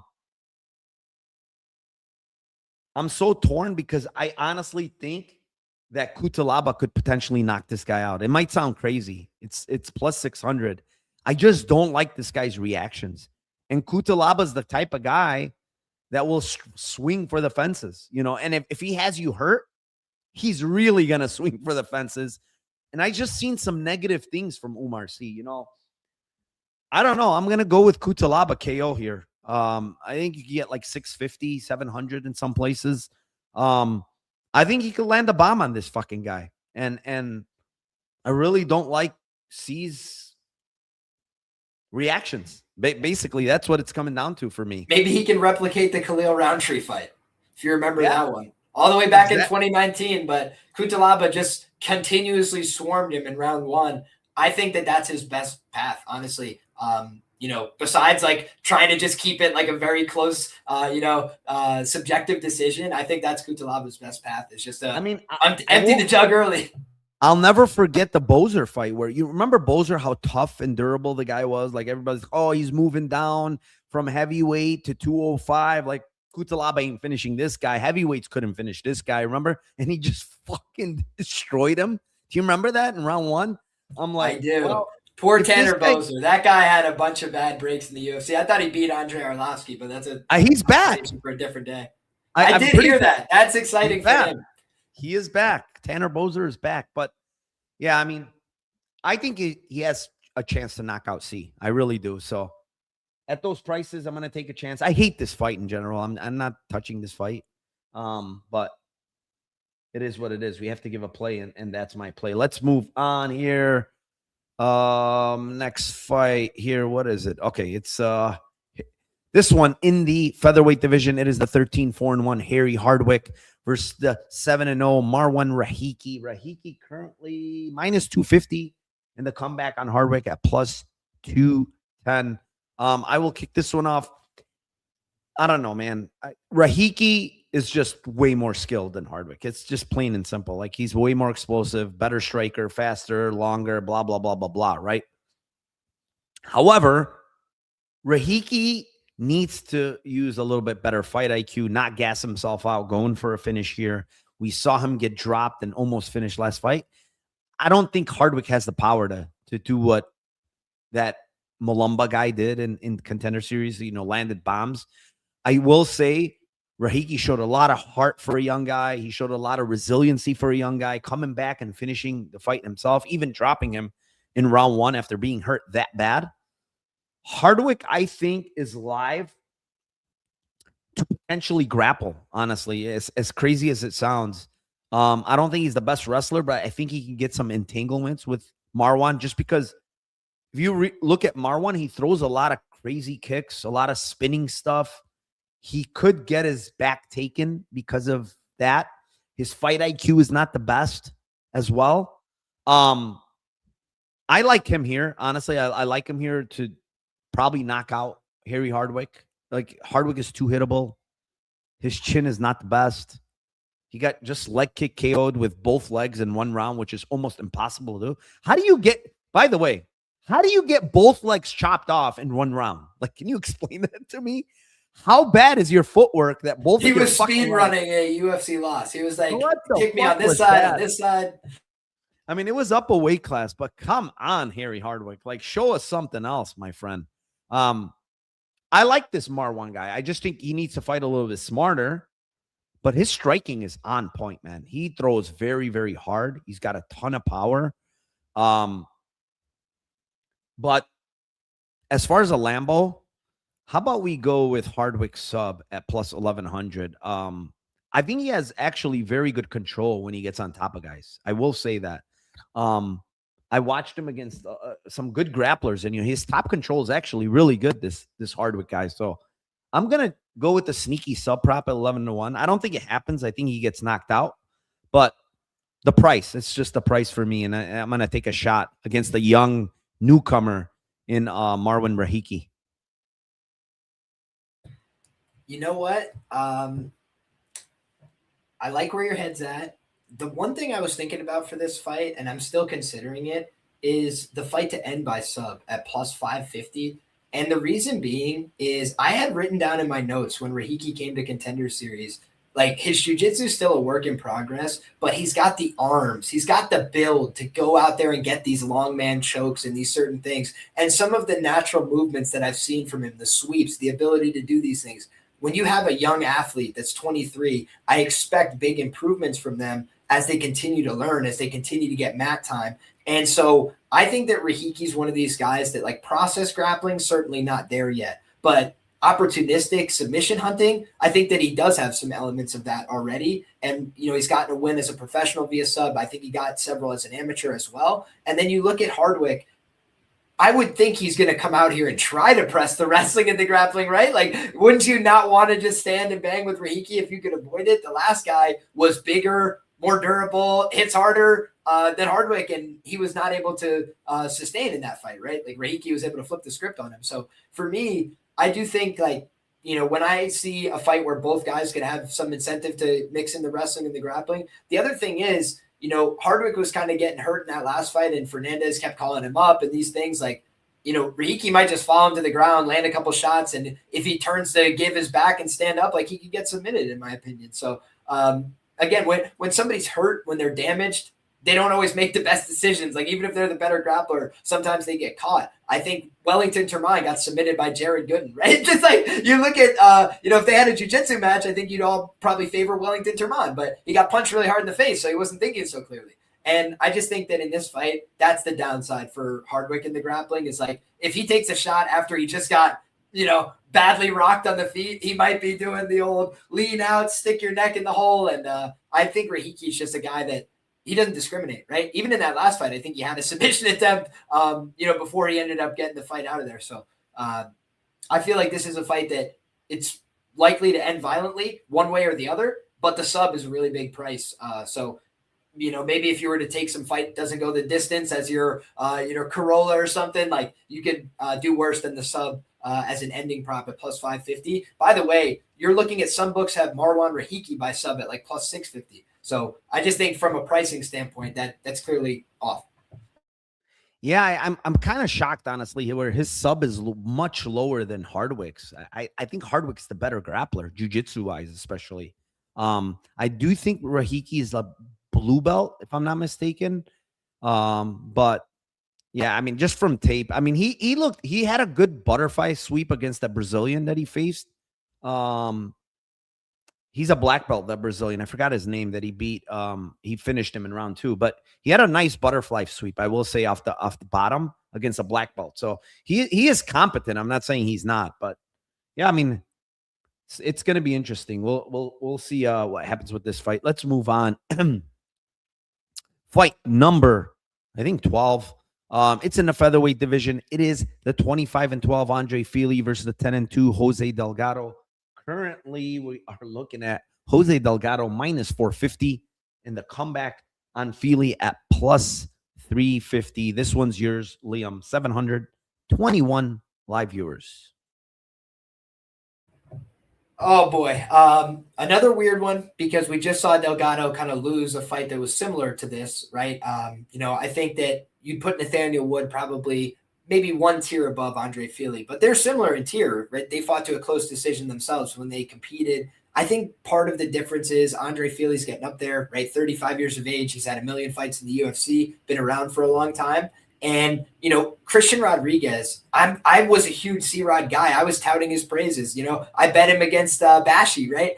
But you just look and it's like the thing C-Rod can really do well is anti-grapple guys. Like that's what he does. And like guys try and grapple him and he anti-grapples them and turns the script on them and they get tired. That's what he does well. But then you look at, the fight with Fili, Fili's just a big, long guy. And we saw against Julian Erosa, he didn't like that up at 145. He likes to be in fights where he has the strength and he's got the movement. And I just feel like he kind of shells up when he's against big, long guys in this featherweight division. Delgado's a big, long guy in this featherweight division, right? He's going to match Fili on size. And for me, one of the things we've been seeing from Fili lately is he's been over-relying on his wrestling and grappling, in my humble opinion. And so I think he's going to go out there and try and take this guy down in all likelihood. And I also think that Delgado is a guy that shows he's very willing to mix the martial arts. Like he doesn't mind going out there and trying to mix in the takedown when he sees an opportunity. Fili, big, long, tall guy, likes to be in his striking stance. I think he could get taken down in this fight. So for that reason, one of the sneaky plays that I was looking at here is Delgado by sub at 6-1. A lot of people like his striking. I do too, but Fili's a guy that if you hurt him, you're not necessarily going to get him out of there right away. And I think that Delgado might hurt him and take his neck. You know, you look at his record, he's got a bunch of subs on his record as well. Since he came to the UFC, we haven't really seen it. But Andre Fili was on top against Melky Costa, stuck his neck into a guillotine and offered 0 adjustments and just got finished, right? Like, you'd think a veteran of X amount of UFC fights flatbacks themselves or does something to try and survive. And it just looked like he was very lackadaisical in the grappling and got caught. And I think the exact same thing could happen here. 6-1. I think you could do worse. So, yeah, give me Delgado by sub for my Lambo play. Don't remind me of that, Liam, please. I'm sorry. I don't think that was a real fucking. I don't know what that was. He was in half guard. Got out of the sub and like put his head back into the sub.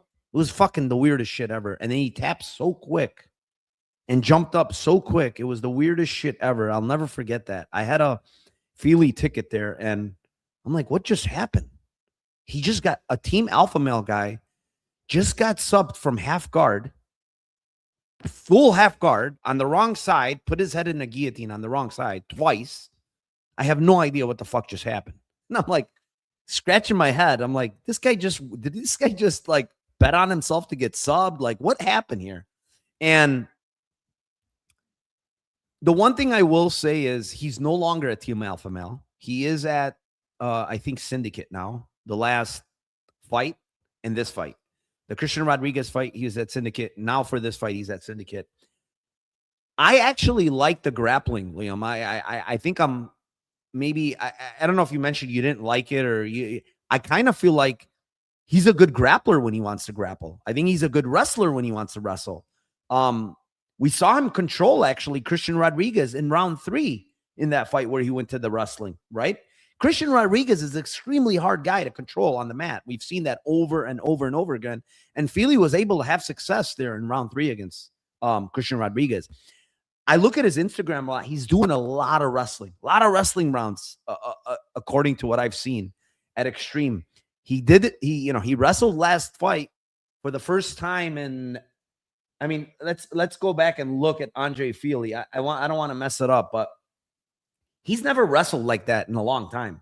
He shot 5 takedowns. He got 3 of them, right? I think he did against Swanson a little, but not as much success. But you have to go back all the way to the Jourdain fight where he had success grappling again back in 2020. So Delgado is good. I think he's a great striker. I think he's a kid that's going to be improving over and over. I don't like his takedown defense. I don't like Connor Matthews kind of, and it's not even the fact that Connor Matthews took him down the first time. It's how he took him down the second time. I don't know if you remembered, but he kind of had a body lock and just literally physically picked him up out of the air and just slammed him. You know what I'm saying? And it's like, well, Andre Fili could probably take this guy down if he wants it. Andre Fili's a better jiu-jitsu guy than Connor Matthews. Andre Fili's probably a better control grappler than Connor Matthews. I think he can get him down. I think he can, maybe win some minutes there. I do think that Fili's chin is a big problem here. Delgado hits hard. He's very awkward when he's throwing. He's throwing these stepping knees all the time and throwing the left hand behind it, which is very sneaky because he's throwing the knee. You're kind of like guarding it, and here comes a left hand right in your face. He's a sneaky striker. He's well-rounded from everything I've heard. Like, this guy's cardio is next level. He missed weight last fight, but I want to say it was a very short notice fight that he took, if I'm not mistaken, against Nathaniel Wood. I don't think it was a full camp. Maybe it was. Maybe I'm wrong. I don't remember, but he did miss weight there. It was overseas, so that's something to kind of take into account for a young guy, first time fighting overseas. But I think Fili is savvy, veteran enough. I think there's going to be a lot of grappling exchanges that I think this fight probably goes the distance. I know everybody likes violence here. I'm going to go with Delgado decision here, believe it or not. A plus 450 tag. A pretty big tag. I think he can win the big moments. He could get taken down. Again, that's a little bit concerning, but I think he can scramble back up. This guy's he's not the type of guy that's just going to sit on his back, right? He's going to fish for submissions. He's going to use all types of shit to get back up. So I kind of like him to get back up here. Just he has more horsepower than Andre Fili. That's what I feel like. I don't think, technically speaking, he's way better striker or anything, but the power is just different. The durability is different, in my opinion. Delgado does get dropped. He got dropped against Wood. He got dropped in the regionals, but his recoverability is really good. You know, he got dropped against Wood and just popped right back up, just like went at Wood again, like nothing ever happened. So I do think his recoverability is better. And the power difference is, I think, pretty big at this point. So yeah, I'm going to go with this decision prop. He's probably going to ice him within 30 seconds because I have the decision. But yeah, let's move on. Co-main event. I just have to revise my answer briefly to say, instead of the sub, take the end sub. They're within 35 cents of each other, and you'd be crying in your coffee if Andre Fili taps him sub. Dude, Andre Fili, I looked at it, by the way, 27-1 by sub. Is it not like just close your eyes, do this, and then click it? And hope. And hope. But he hasn't had a sub. The thing is, I looked at it. He hasn't had a sub in fucking 20 years, maybe. Like, that just hasn't had a sub. And yeah, he's not that guy. Yeah, he's not going to go for it. He doesn't even go for it. That's the other thing. All right. Co-main event of the night, and it is in the women's strawweight division. It is the 15-5-1 Amanda Lemos versus 16-8 Jillian Robertson, and currently a lot of money has come in on Jillian Robertson. She's minus 255. The comeback on Lemos at plus 215. I'm going to kick this one off. It's a rematch, right? These girls were supposed to fight. Lemos had to pull out. Medical issue. I don't know what the fuck was going on. And it's very binary, man. Like, this fight is like as binary as it gets. Jillian needs to get the fight to the ground. Lemos is much better on the feet. She hits harder. Jillian is not the best on the feet. I do think she's improving a little bit. I still think she gets tagged way too much, and you don't want to get tagged. Lemos, even at 38, she hits very hard. We saw it in round 3 against Tatiana. Like, she was putting it on Tatiana. Tatiana was just like, please, final bell, just hit already. Like, I'm done. I don't want to get knocked out. She hits hard, man. Like, she just hits very hard for women's MMA. Jillian's there to be hit on the feet. It's a little bit of a concern there. The other thing is, did you see, I posted a video on X of Jillian Robertson's weigh-in, and she was really struggling to get to the fucking scale. Like, she was dragging this left leg of hers. It was literally dragging, and it could be cramps. I don't know, from the weight cut, right? It looked like a bad weight cut. But also, I noted something. Look at her inner thigh, in that left inner thigh. There's a huge bruise like this on the inner thigh. Is that a tear? Did she tear something there and it like bruising and she's not able to walk? I'm just putting it out there because she wasn't walking right. If you go back and look at her Instagram, I always do this. Go back like 5 days. She didn't have the bruise there. The bruise just appeared on her left leg within the last couple of days somehow, right? She's struggling to walk. Even struggling while she's walking off the stage, she was struggling. It could be cramps, but it could also be something else. And if she's in any way fucked up in that leg, she's not going to get Lemos down. Then she's in trouble, you know, because Lemos not easy to take down. Her first level takedown defense is pretty damn fucking good. You have to chain wrestle like crazy to get her down. And Jillian will chain wrestle, but if she doesn't have the legs to chain wrestle, she might be cooked. So all of that said, I'm taking plus 900 KO on Lemos here. I kind of have a feeling she is a little injured coming to this fight after what I saw. And I don't know, you're probably doing your homework right now and looking at it, Liam, but tell me I'm crazy as far as what I'm seeing, because I don't think I am.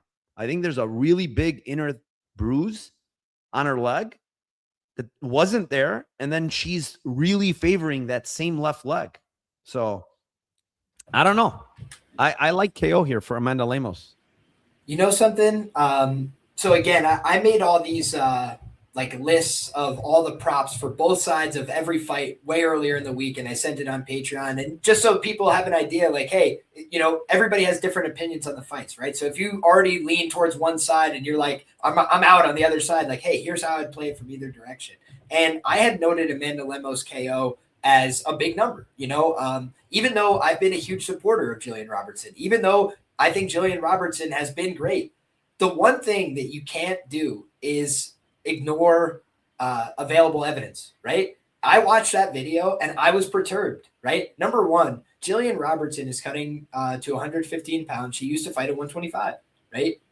Jillian Robertson's a professional, so she's showing up, making the weight, doing everything right. Also, Jillian Robertson really wanted this fight. It was booked. It got taken away from her. She said, I want the same opponent, even if I have to wait. She waited several months. And now imagine if you wait all these months without competing, and then you hurt yourself the week of the fight. She needs money. Like a lot of these fighters aren't just going to be like, well, I guess I'm pulling out. They're like, hey, I'm going to, tell the UFC, like, hey, I'm a little hurt, but I'll do it because I love you guys and I care about you and I want the company to succeed. And I'm in this co-main event. I don't want to screw you the week of the fight. And for me, Jillian Robertson is a savage. She's willing to go out there and put herself in tough fights. She's fought a who's who in some ways in these divisions. But I think the best version of Jillian Robertson beats Amanda Lemos. I think she finishes Amanda Lemos. I am just not certain I'm getting the best version of her, right? Number one, the box of shame, red flag.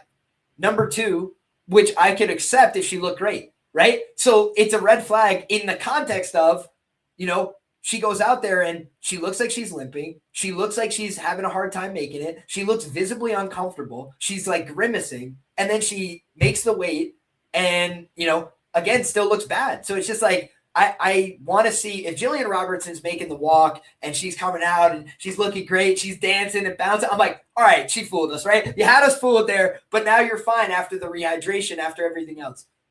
I just placed a bet on the fight not to go the distance while we were live on the air because I had been considering it all week. I thought Jillian was going to be the one to finish. Amanda Lemos is a dangerous finisher in her own right. She did everything but finish the current champion, Mackenzie Dern, when they fought, right? Just knocked her all over the place. So I think that if Jillian isn't at her best, it's probably going to be a bad fight for her. And Jillian is super tough. But again, if you can't move your legs, you're going to get hit with big punches from Amanda Lemos. And you might get hit with big kicks as well. So I just feel like all of it considered, if Jillian gets her takedowns anyway, once you're on the ground, you don't really need your leg as much. You might be able to ignore that pain and just beat the tar out of her like I expected her to. So that's why I went with the fight not to go the distance. We'll go with the Corolla play there. But, I was thinking either of these women by knockout is the other way I would look because I was liking Jillian Robertson TKO props. I've made, I think, 11 units at like a 300% ROI on Jillian Robertson KO and KO 2-3 props. So I just don't, I wanted to feel more bullish about it. I wrote a whole article about why Jillian Robertson would win this fight and why I liked her. And now I just can't get behind it because I need the best version of Jillian to feel confident she'll win this fight. Yeah. I mean, I initially thought Jillian was going to do work on her, honestly, but that was my initial, but I don't know, man. That video scares me a lot, man. It really does. It could be cramping. It could be, but the bruising, the this, the that, do I want to really mess with this fight? Like, I want to actually see how she comes out, when the fight starts. Like, if she comes out normally walking, she's good. I might play her still, like inside the distance or something, right? But if not, if she's like walking gingerly or something's like a red flag, like still a day later, I'm probably going to hammer Lemos then, to be honest. So. Yep, me too. All right. Let's move on. Main event of the night. It is in the featherweight division. It is the 19-6 Josh Emmett versus the 17-1 Kevin Vallejos. Kevin Vallejos minus 550 still, but they lowered Emmett to plus 400. Liam, main event time. This one's yours. Oh, goodness, man. Not an easy fight to look for a Lambo, but I'm going to draw. Whenever I am pressed for a Lambo, I look to my old friend, the submission prop. And I'll give you the very simple case for why I think that this one could hit. If I was looking to lay chalk, right? If I was just looking for a play, I'd be looking at violence. I'd be looking at the fight not to go. I think Josh Emmett still packs a hell of a damn punch, but I think at 41 years of age, your durability will start to go naturally. I think Josh Emmett, his record doesn't reflect that he's been hurt. In some of these other fights where he didn't get finished, he's getting 10-8'd at times. He's getting dropped. He's getting hurt. Damaged in the face. He kind of wears a lot of damage around his eyes, his orbitals as well. I think a doctor could intervene in this fight based on damage, for example. So when I look at it, I see it as a very violent fight overall. And if you're looking for the, Corolla, then it's violence as far as I see it. Let's say fight not to go the distance. But then when I think you're looking for a leverage play, an upside play, Josh Emmett got hurt so bad against Yair Rodriguez, shoots the worst takedown you've ever seen, and then gets submitted, right? Unfortunately, the numbers aren't what they were in that fight. It was like 18-1 on Yair to win by sub that night. And now Vallejos is like plus 750. But Vallejos, after he lost to Gene Silva, he goes back to the regional scene and he locks a dude in a rear naked choke. Like, he doesn't discriminate. He's willing to take a guy out of the fight any which way he could do it. Does he prefer to strike? Absolutely. Would he be wise to go like, hey, maybe I should mix it up a little bit in this fight and not just, exchange big punches with a guy who's a massive puncher in his own right in Josh Emmett? And so, he's a 24-year-old kid. Maybe he takes the path of most resistance. They completely bang it out on the feet. And then, he sparks him or he sparked. But I think if Vallejos is smart, if he lands a big shot, he goes, now it's time to wrestle, buddy, and takes him to the ground and submits Josh Emmett. Because I do think Josh is a guy that can grapple well enough, until he's badly hurt. And when he's badly hurt and compromised, I think that's how you can get him. The other thing I'll note, I think a body shot from Kevin Vallejos could get Josh Emmett to make bad decisions. I think that's the way that you could hurt a guy who's pretty durable upstairs. If he's going upstairs and not getting to him, if he rips the body of Josh Emmett, I think that will get some bad reactions. So that's the way I see the fight going down. I do think Vallejos gets his hand raised here, but it's a huge price, right? You can make a Lambo play on Josh Emmett money line, and he's been a super productive dog, one of the more productive dogs in UFC history. The problem I have with Emmett is just once you've done that for so long, the book is kind of out, right? And I do think, a lot of people are probably going to hold their nose and make the click on Emmett. And I just think at 41 years of age, you need a lot of things to go right inside that octagon. And I think for Vallejos, he just has a little bit more margin for error. So for those reasons, I'm going to go with him to win the fight. Yeah, I mean, Emmett is 41. I had it wrong there because I think he just turned 41. It was literally like a week ago. He celebrated his birthday, March 4th, 41. I mean, cutting to featherweight still. The guy is chiseled. I mean, does he have a puncher's chance? Sure. I mean, fine. I think he's going to get killed, honestly. I know he's been durable. I know he's been, but Vallejos hits very fucking hard. He goes to the body really well as well, which will open up top for him. I don't think this guy will grapple, honestly. You know why, Liam? Because last fight was the fight he should have fucking grappled against Giga. I mean, probably way easier than Josh Emmett to grapple, right? Giga's a kind of guy that's very, you saw the size discrepancy, right? He was much bigger than Vallejos, longer. He was absolutely kicking the shit out of him in round one. Vallejos' whole side was fucked up from kicks, and he got hurt to the body at one point in that round, and he lost the round. Did he ever decide to grapple? No. Just going to keep striking. Fuck it. Spinning back fist to a knockout, right? If he didn't fucking grapple in that fight against the guy that's easier to grapple, because Josh Emmett has good wrestling. Right? The thing is, who grappled when Josh Emmett got submitted by Yair Rodriguez? He got hurt on the feet and he Emmett grappled, yes. That is where I think Vallejos could reactively catch him in a front choke, spin around, take his back, something like that. I don't think he's that was the perfect club and sub, but he shot the takedown right into the triangle, right? So it could happen, I guess, here where he shoots on Vallejos. I don't think he gets Vallejos down. Vallejos looks pretty good at sprawling, physical, I think he loves violence, man. He loves to strike. The kid is just all violence. I think he's going to fuck up Josh Emmett, honestly. The speed advantage is big. Obviously, Vallejos has to be careful. Big overhand right, I think, to a left hook, right? Those are the two shots from Emmett. Big overhand, left hook. Be careful, those two. I think he's trained that his entire camp, probably. But outside of those, like, I know people have said, like, Vallejos can't go, he's never gone 5 rounds. Emmett's gone 5 rounds a lot. Well, good luck going 5 rounds when you're getting your ass fucking kicked. Getting thrown to the body, head. You're fucking 17 years older. 17-year age gap here, guys. 17 years. It's insane. It's probably one of the biggest age gaps ever. Have you seen a bigger age gap than this? 17 years? It's I don't know up if there I've with the ever seen biggest. one It's this like big. Rob Font and Raul Rosas Jr. Big. Was that 17? That was like 15 or something, right? This one, I don't know. It's that another one. big one. This is crazy. I mean, it's 17-year age gap here.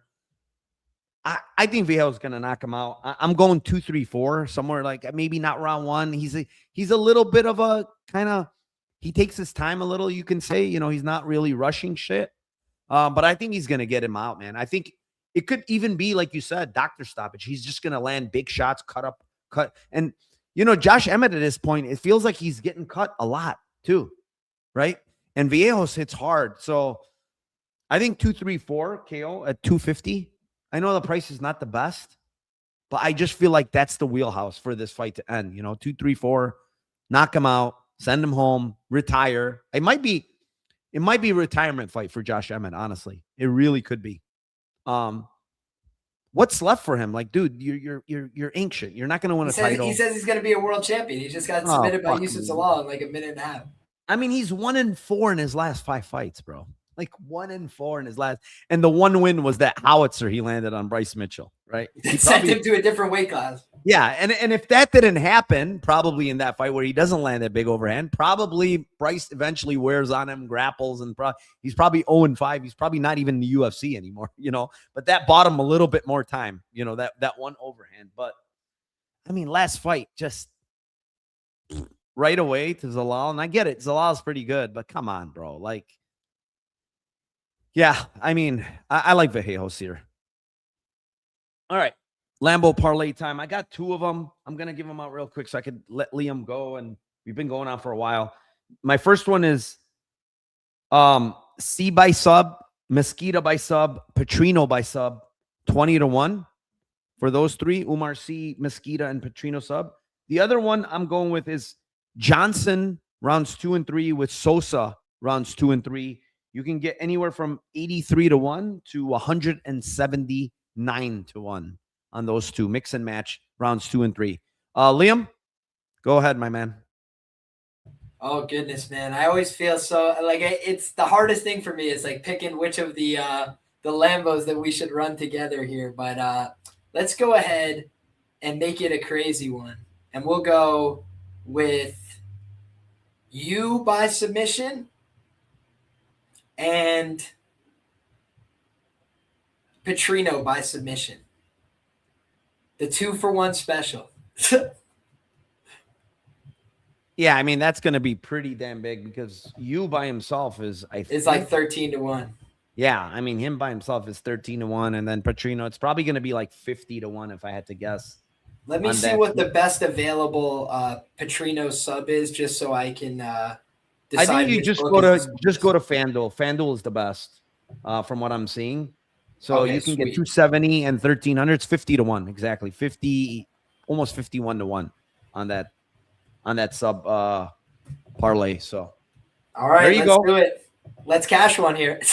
Let's do it. Again, thank you to Liam. 809 viewers. Appreciate all of you. Good luck today, Liam.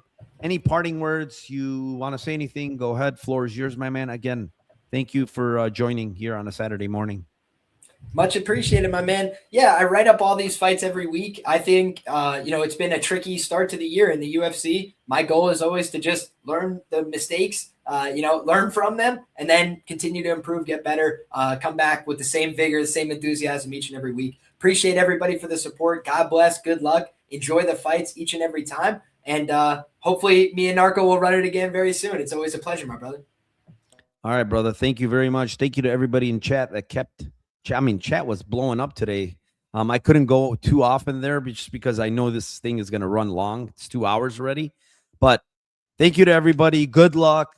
My Discord link for Discord is down below. Follow Liam. Subscribe to his YouTube. All of that good stuff. Appreciate him.